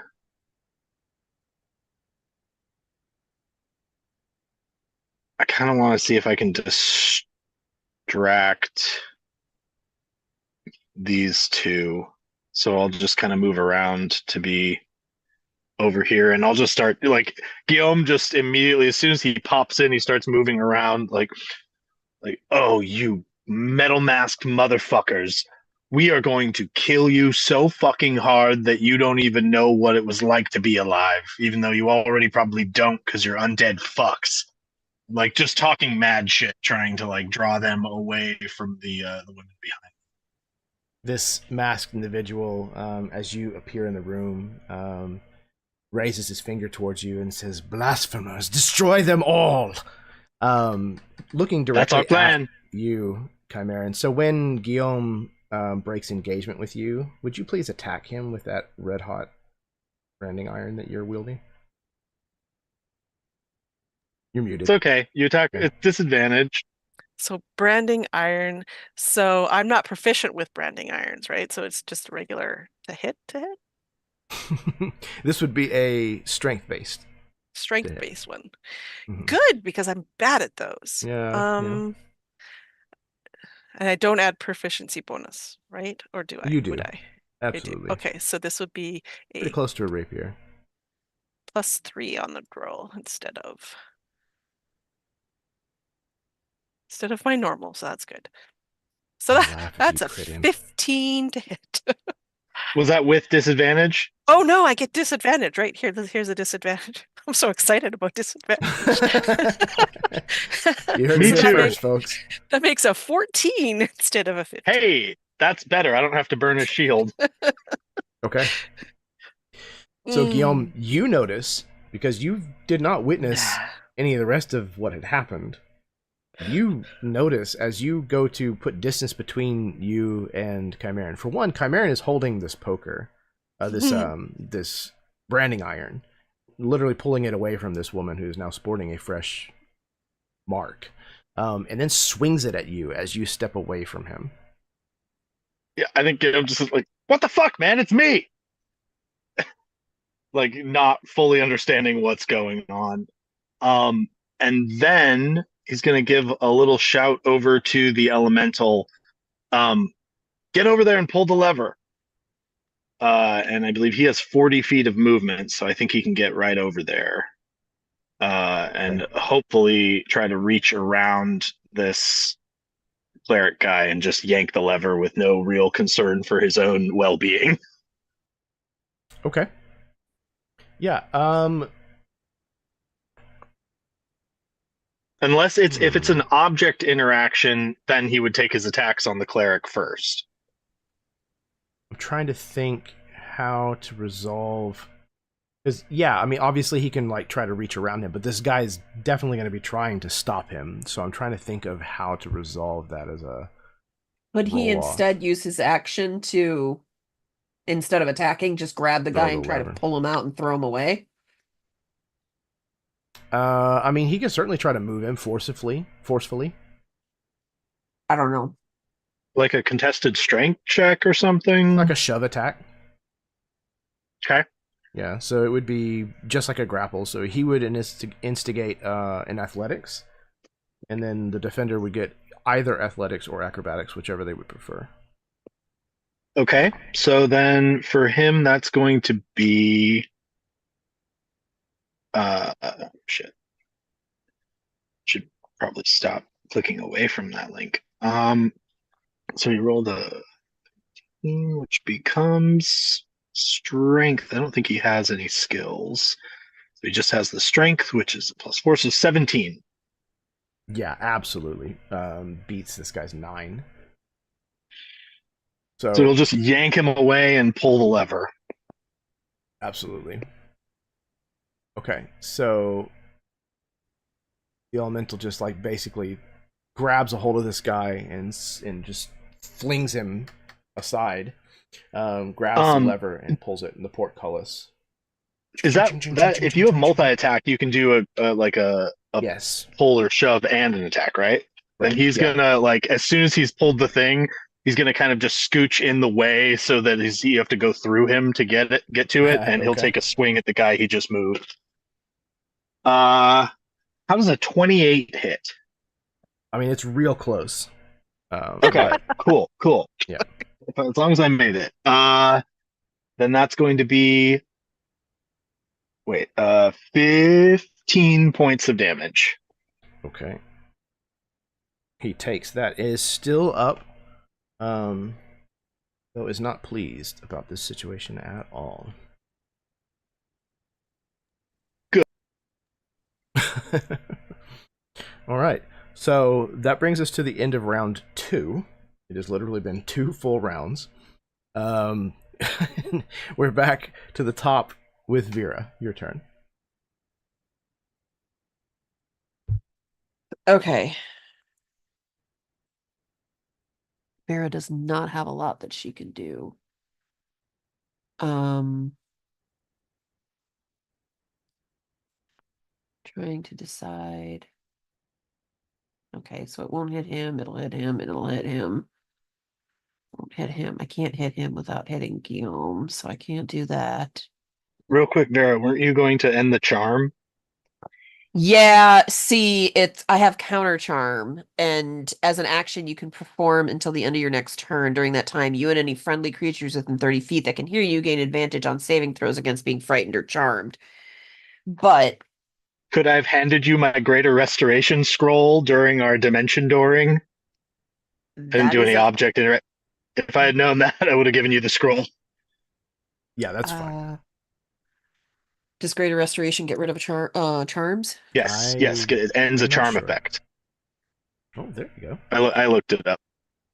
Okay, yeah, then totally. She is going to use her action to pull out that scroll, and she is going to go ahead and cast greater restoration on Chimerian to make him not be on the bad guy side anymore and a traitor to us. Guillaume will say, "That's right, I rifled through your books, motherfucker." He looks at you and again kind of tilts his head to the side. My books?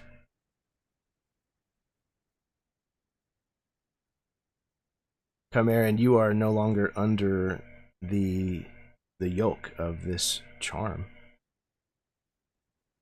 It is, however, his turn. He looks to you, Chimerian, and he says, "If you would, please."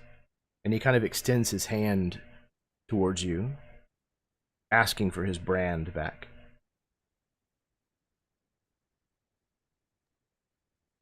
I'm not going to give it to him. No? No. Oh, okay. No. It's mine now. In that case, he rounds on you, Guillaume,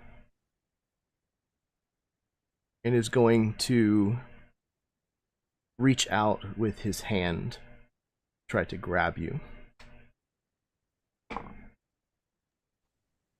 That probably gets the 15, still disadvantage until I take a hit. 15? Yeah. That hits. Shield. Okay. So it makes it. Does it still hit on a 20? No. Perfect. Barely. So he reaches out trying to grab a hold of you. That deflects off of your spell, and he follows it up instead with his multi-tag, and it tries to bite you. Also at disadvantage.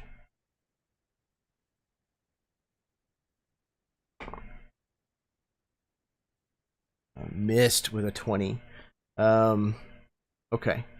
So, your shield coming in clutch. Wait, he got a 20? Isn't that a hit? No. I'm sorry. My With your AC is- AC being a 20, Oh, he missed. oh, Sorry. okay. I was like, Yeah. No. I don't want to correct you on this, but shit. Okay. So your shield absolutely saves your ass from this guy getting to you. I'm magic, bitch. Quite. All right.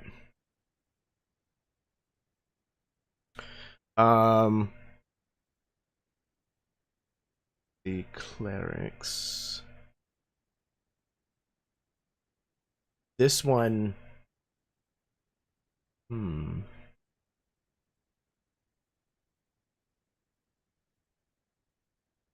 Interesting. Let's see.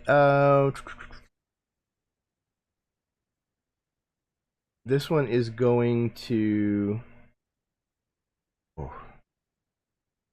This one is going to reach a hand out in your direction, Chimeran.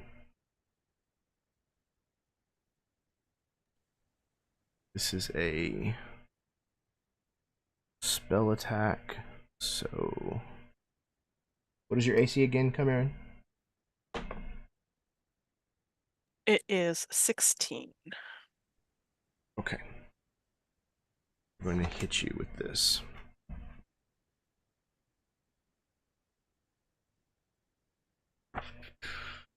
This is...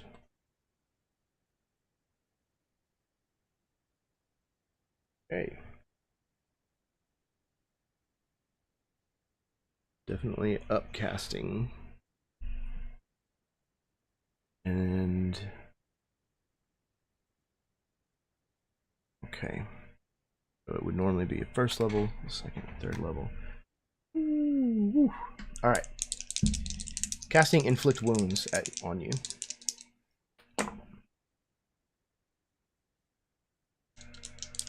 Is that a touch spell? Like he has to It like is. physically hit me?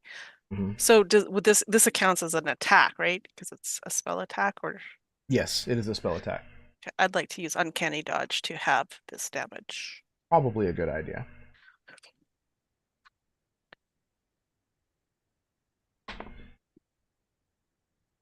Okay, so full would have been necrotic damage to the tune of 35 points. So you took 17 points of necrotic damage by having it. Okay. You feel, even with your uncanny dodge ability saving you, you feel like just completely sapped. Like the life has just been drained out of you. I mean, it literally has. Literally. Hey, I'm hanging by a thread right now. Okay, well then it's a damn good thing you used uncanny dodge. Number one is going to attack the elemental.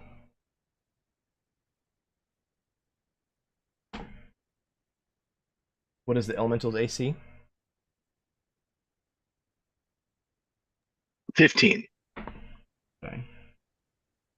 Hit with one strike of its mace of penitence. It needs to make a strength saving throw. And it's going to take 8 points of bludgeoning. Ooh, that's only a 6 on the strength. Okay, he goes prone. He takes 8 points of bludgeoning and he goes prone.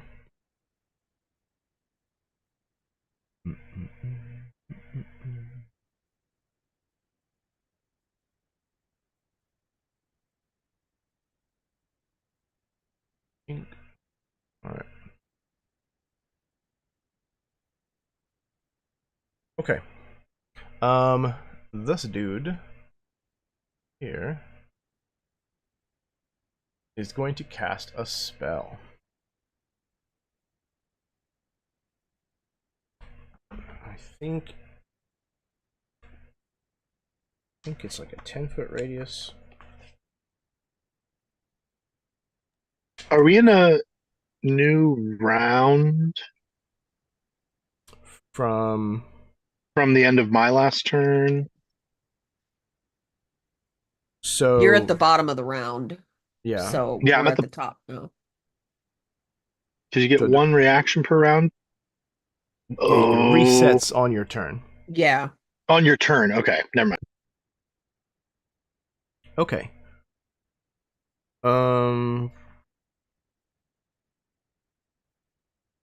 15 feet diameter. No, radius. 15-foot radius. From you. Okay, so he summons spirit guardians on himself. It's going to be 10, 15.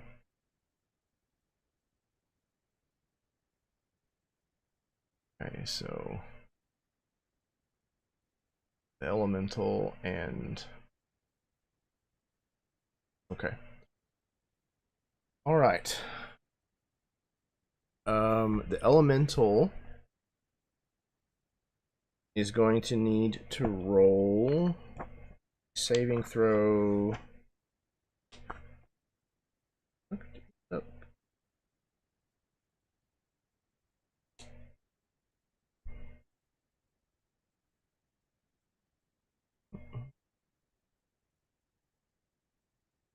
Wisdom saving throw, please.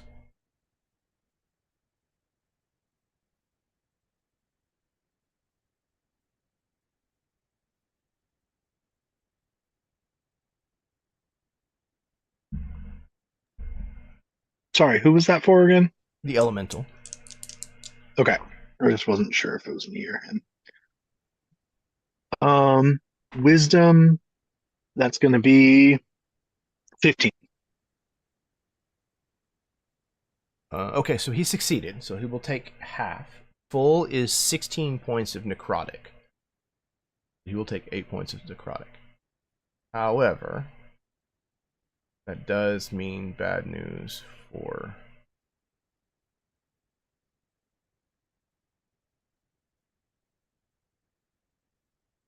those 4 women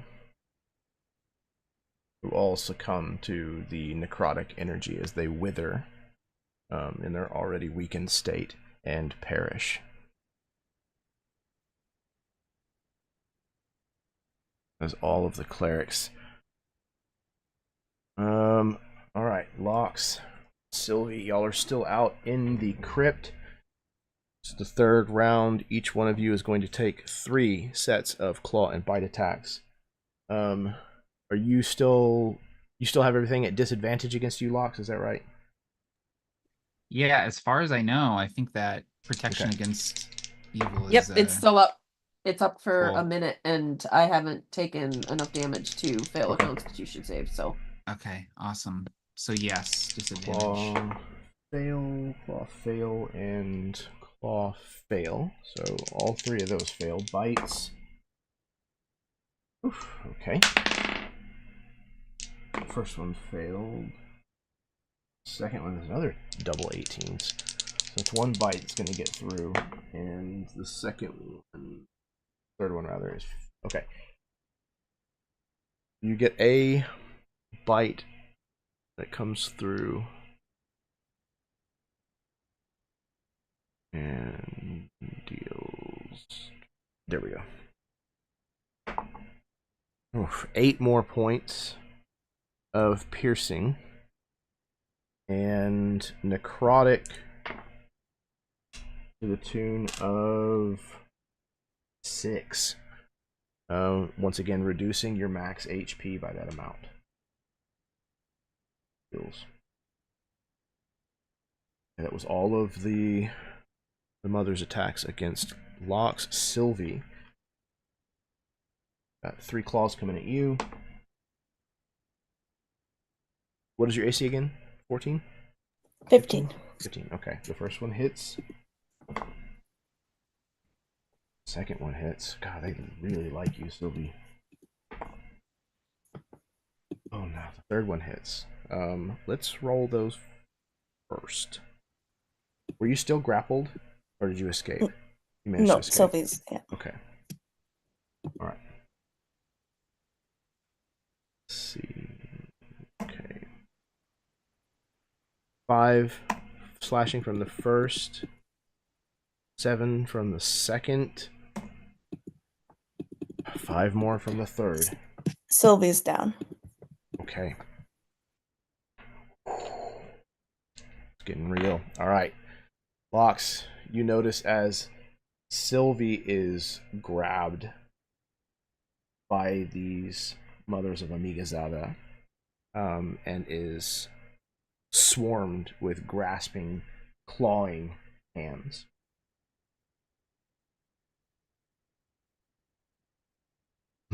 Okay. Sylvie, it is your turn right after them. So if you would please roll your first death saving throw. That's an 8, so fail. First one. Okay.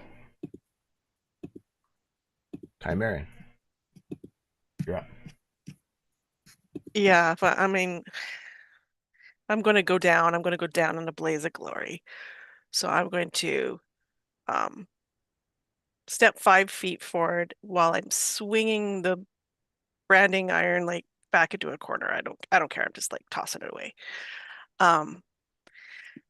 5 feet forward, I'm going to attack my no longer good friend, Mr. Pasta. Oh my god, please make this. That's a 17 to hit.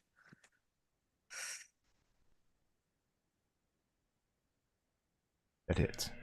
Oh, thank God. Okay.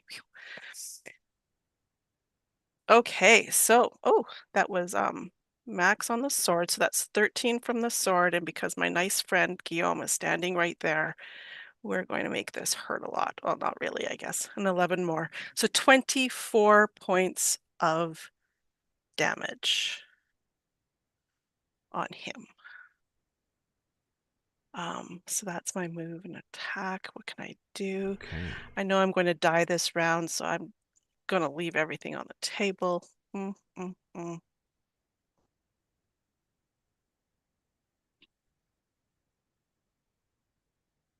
that's all I can do, actually, because I have nothing else in my repertoire.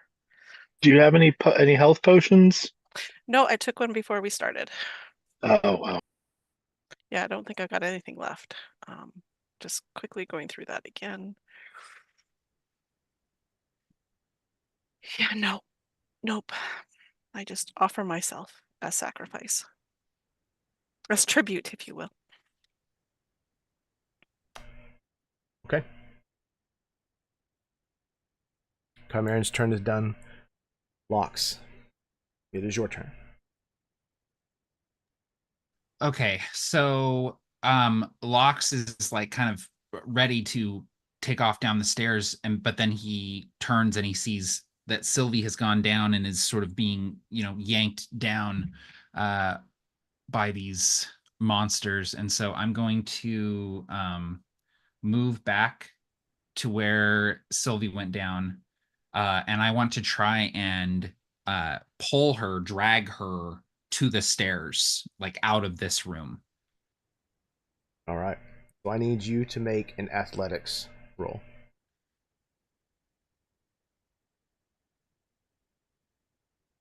$12. Okay. You grab a hold of Sylvie, pulling as hard as you can, trying to wrench her free from these grasping hands and these biting fangs. And you're not able to pull her free.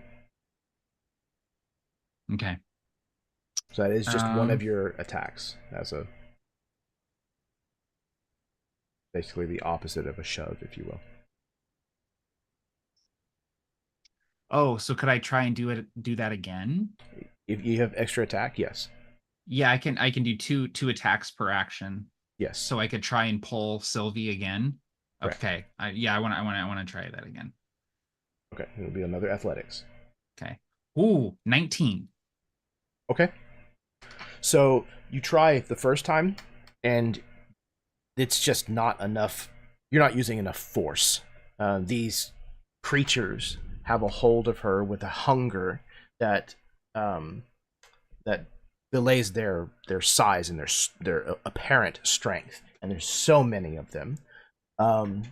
And so you then get a better grip on her, her dress, her belt, higher up on her arm, something, and you lean with all of your might and pull, and you manage to pull Sylvie free. I'm gonna say, Sylvie, that this probably tears your garment in several places. That's probably the only reason that he was able to basically yank you free from this many grabbing hands. You're also fairly certain, Lox, that you broke several of the fingers of these creatures, pulling Sylvie free. But free she is, so you can still move your movement speed. Okay, awesome. Yeah, so I'm going to pull Sylvie with me.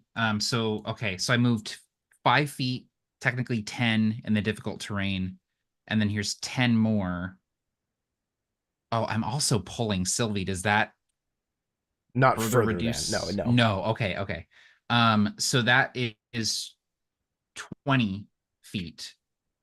Can I then move 10 feet down the stairs with Sylvie? Yes. Okay.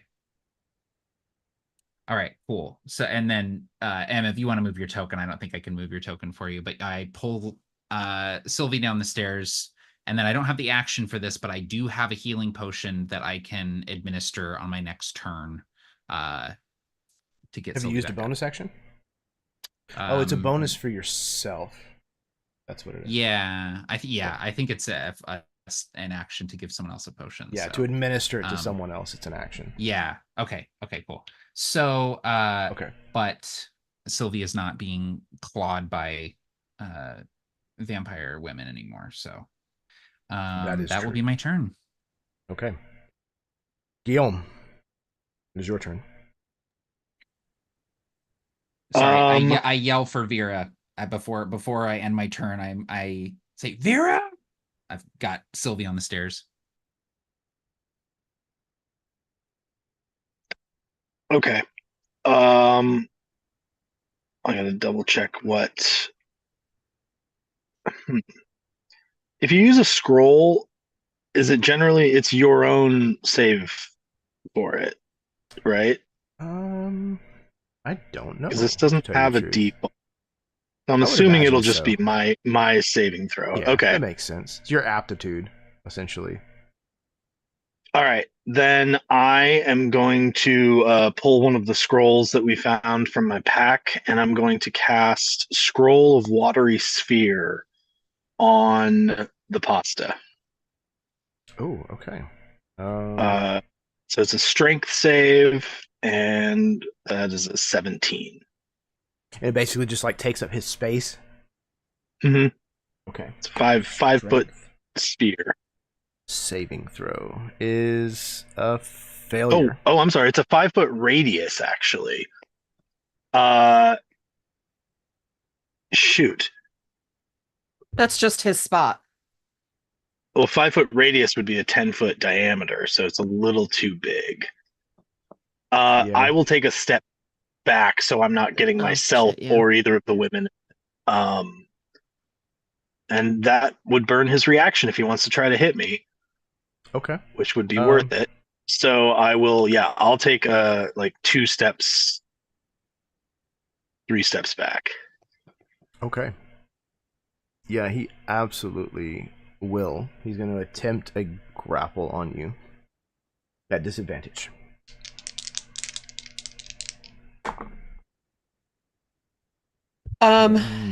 Will Guillaume be stepping into the spiritual guardians if he moves there then?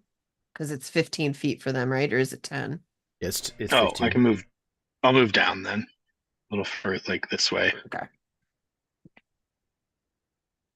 Okay. All right.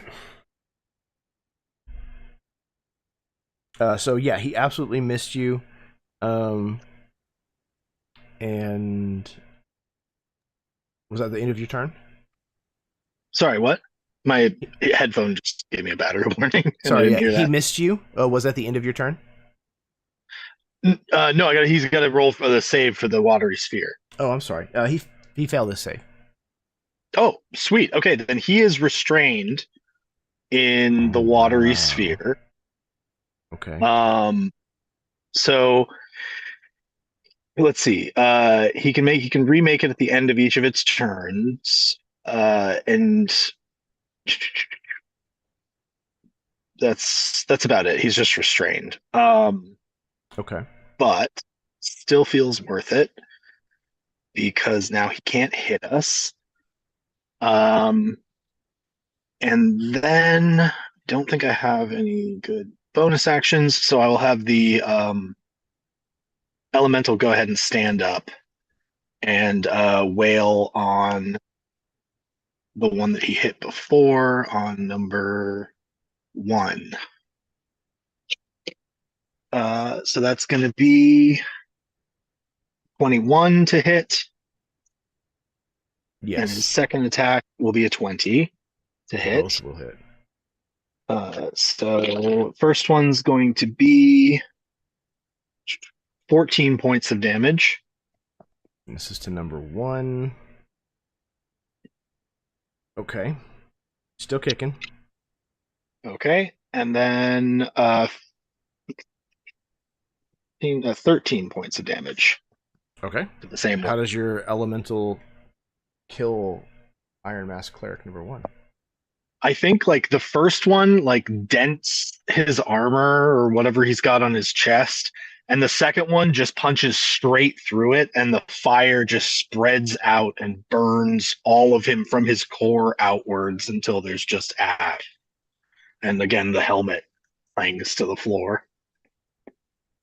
Absolutely. Okay. And like he looks directly at cleric number 5 and points.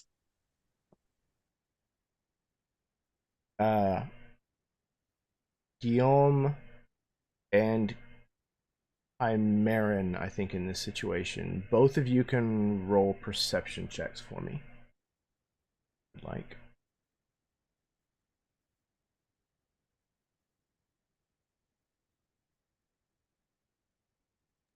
$28. 13. Oh, Jesus. Okay. So Guillaume, you're a little distracted, like flinging these spells and causing these effects to happen to really notice this. And you've put some distance between you. But Chimeran being directly beside this masked vampire that is now kind of held in this watery sphere, you actually notice that the water immediately around this being is like crystallizing into ice, it looks like, but only within, like an inch or so of his form.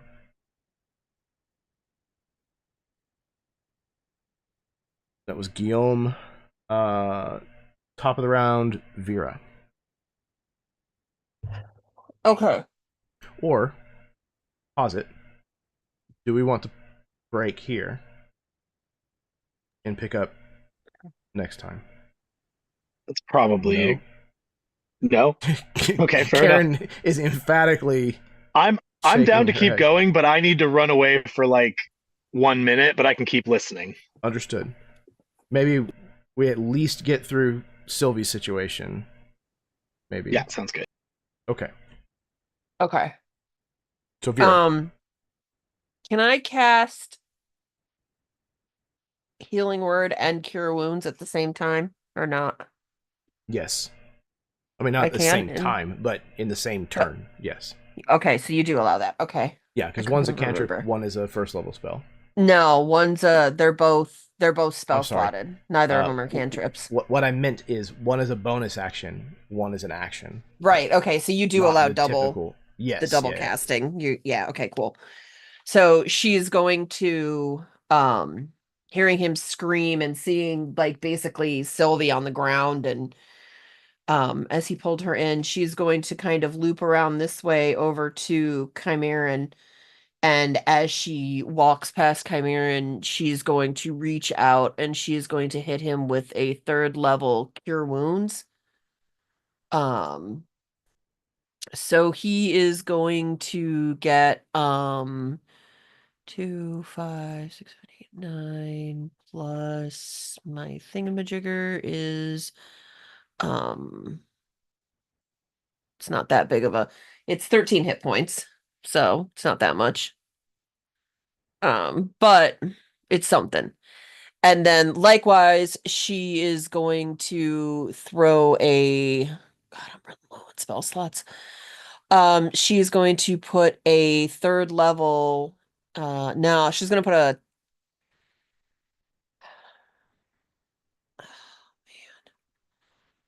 she's going to do a first level, just enough to get Sylvie up off the ground because she's not in immediate danger in that spot right now. Knock on wood. So she's going to do a first level healing word on Sylvie, and Sylvie's going to get 6 hit points back.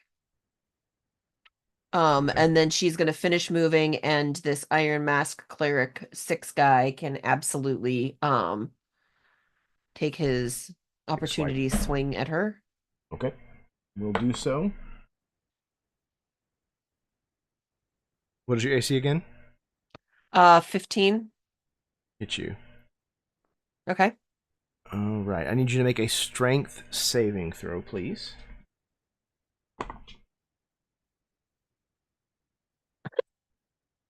Nat 1. Oh, okay. So you take 7 points of bludgeoning.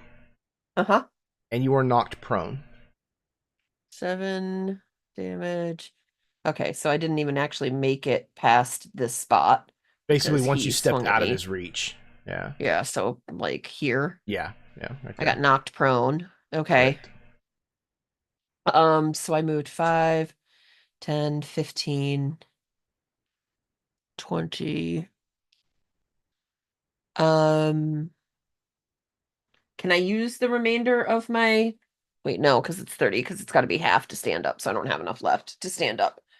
So I am prone. So you move forward and you cast your magic at Chimeran and then fling one at Sylvie. And as you kind of like take a step after, he clocks you right in the small of your back with this Mace of Penitence, which causes you to drop to your hands and knees on the ground. All right. So the Sylvie situation is stabilized. Do we want to break here, or do we want to go to the end of the round and stop there? I don't want to, but it's 1 a.m. on the East Coast. Right. So, and I do have to work tomorrow, so all right. So we're going to be adults, and we're going to put a pause here. Okay? All right, I'm going to make a note as to where we currently are in the initiative order. And we are going to roll this into a session 6, apparently, which I'm perfectly fine with. It does not bother me in the least. I am thrilled with how harrowing this has become. I think that this is a great final conflict here in the castle. So yeah, everybody make sure to mark whatever hit point totals you are, spell slots, resources, conditions that you might have going on. Make good notes of that, and then we will pick up next time in December whenever we figure out a date that works for us, and then we will wrap up the year with the wrap up for this dungeon delve. The story arc, yeah. Yeah, so super exciting. All right.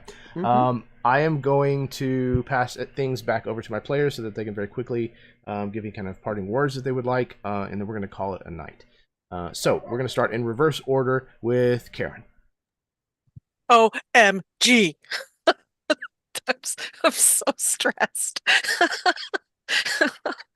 So stressed. Oh my God, this has been fabulous. It's in all the most horrific ways. I'm not going to sleep tonight. I just throwing that out there. This has been fabulous. I cannot wait for the next session whenever that's going to be. And I have nothing to say because I am just like stressed and everything. So thank you very much for this, and thank you everybody. And I'll pass it on to Austin. Bye. Yeah, not a lot to add. This was just ridiculously fun. It's always fun to be like, oh, we're fucked. We should run away.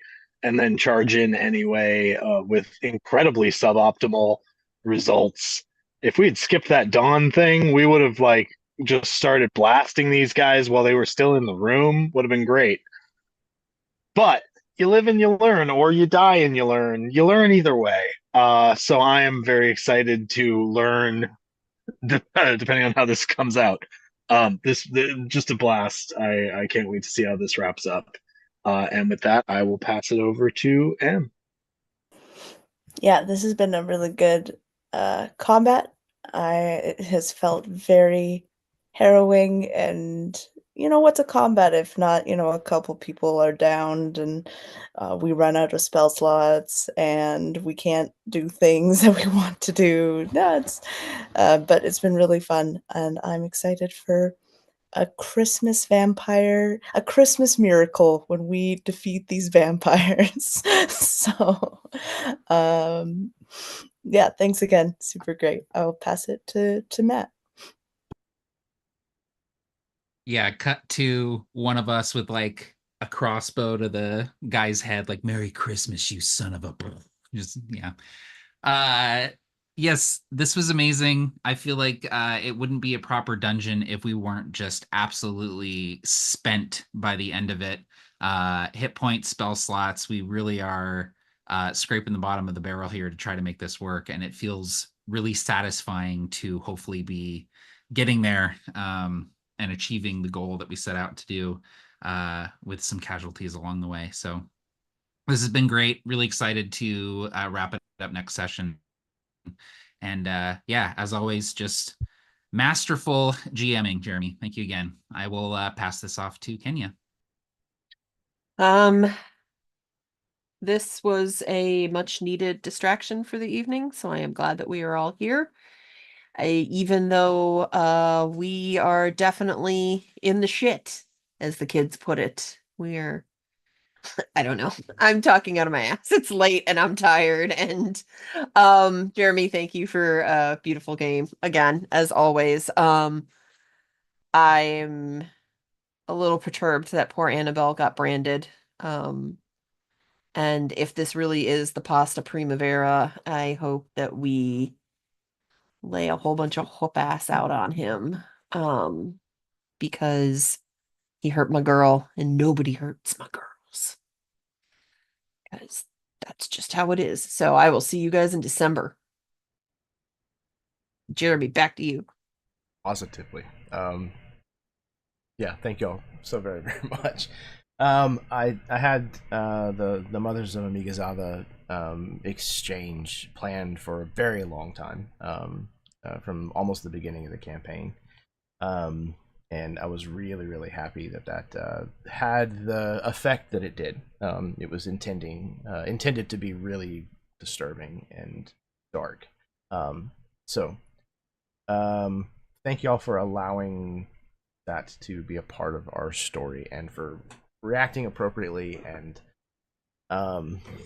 pulling out all the stops for the people that may have caused it to happen. So, Karen, I'm sorry I made you brand a pregnant woman. Of all the people that you had to make brand a pregnant woman, you made me brand a pregnant woman. To be fair, you were the only one in the room, but yes. I was. I mean, it's so fitting. It's so fitting for really the character. Is. I think it's gonna lead to some very interesting internal turmoil for Chimeran. And because we love the torture that these characters go through, I'm here for it. I'm eager to see what that's gonna look like.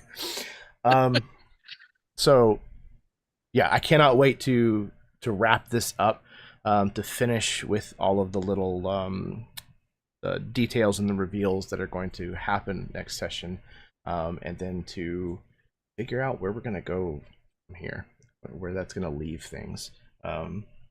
This campaign has been an absolute gem so far, and I'm so ecstatic to tell the rest of this story, wherever that's going to go. So thank you for all being incredible players and fantastic human beings that I get the opportunity to spend 4 hours with. It really is wild that I get to do this for fun. So thank you. For anybody out there who is tuning in, who watched, whether you watched live with us or you're tuning in at some point down the road in the future, it is deeply, deeply appreciated that people come here and find some form of entertainment in us goofing off for a while. So please, if you enjoyed what you saw tonight, do all the stuff that the YouTube algorithm likes to see. Hit the like button, subscribe, share the link around, talk to your friends about it. Yeah, it is much appreciated. So I think we're going to go ahead and call it an evening. Remember, please, kindness is a free action. It costs you absolutely nothing to be kind to people, and it could make all the difference in the world. So that's an easy exchange. It's currency that you can literally give away, and it costs you nothing. So be nice. Don't be a dick. All right. I think that's everything. We're going to call it an evening here. So until next time, may your dice roll high and your snacks always be within reach.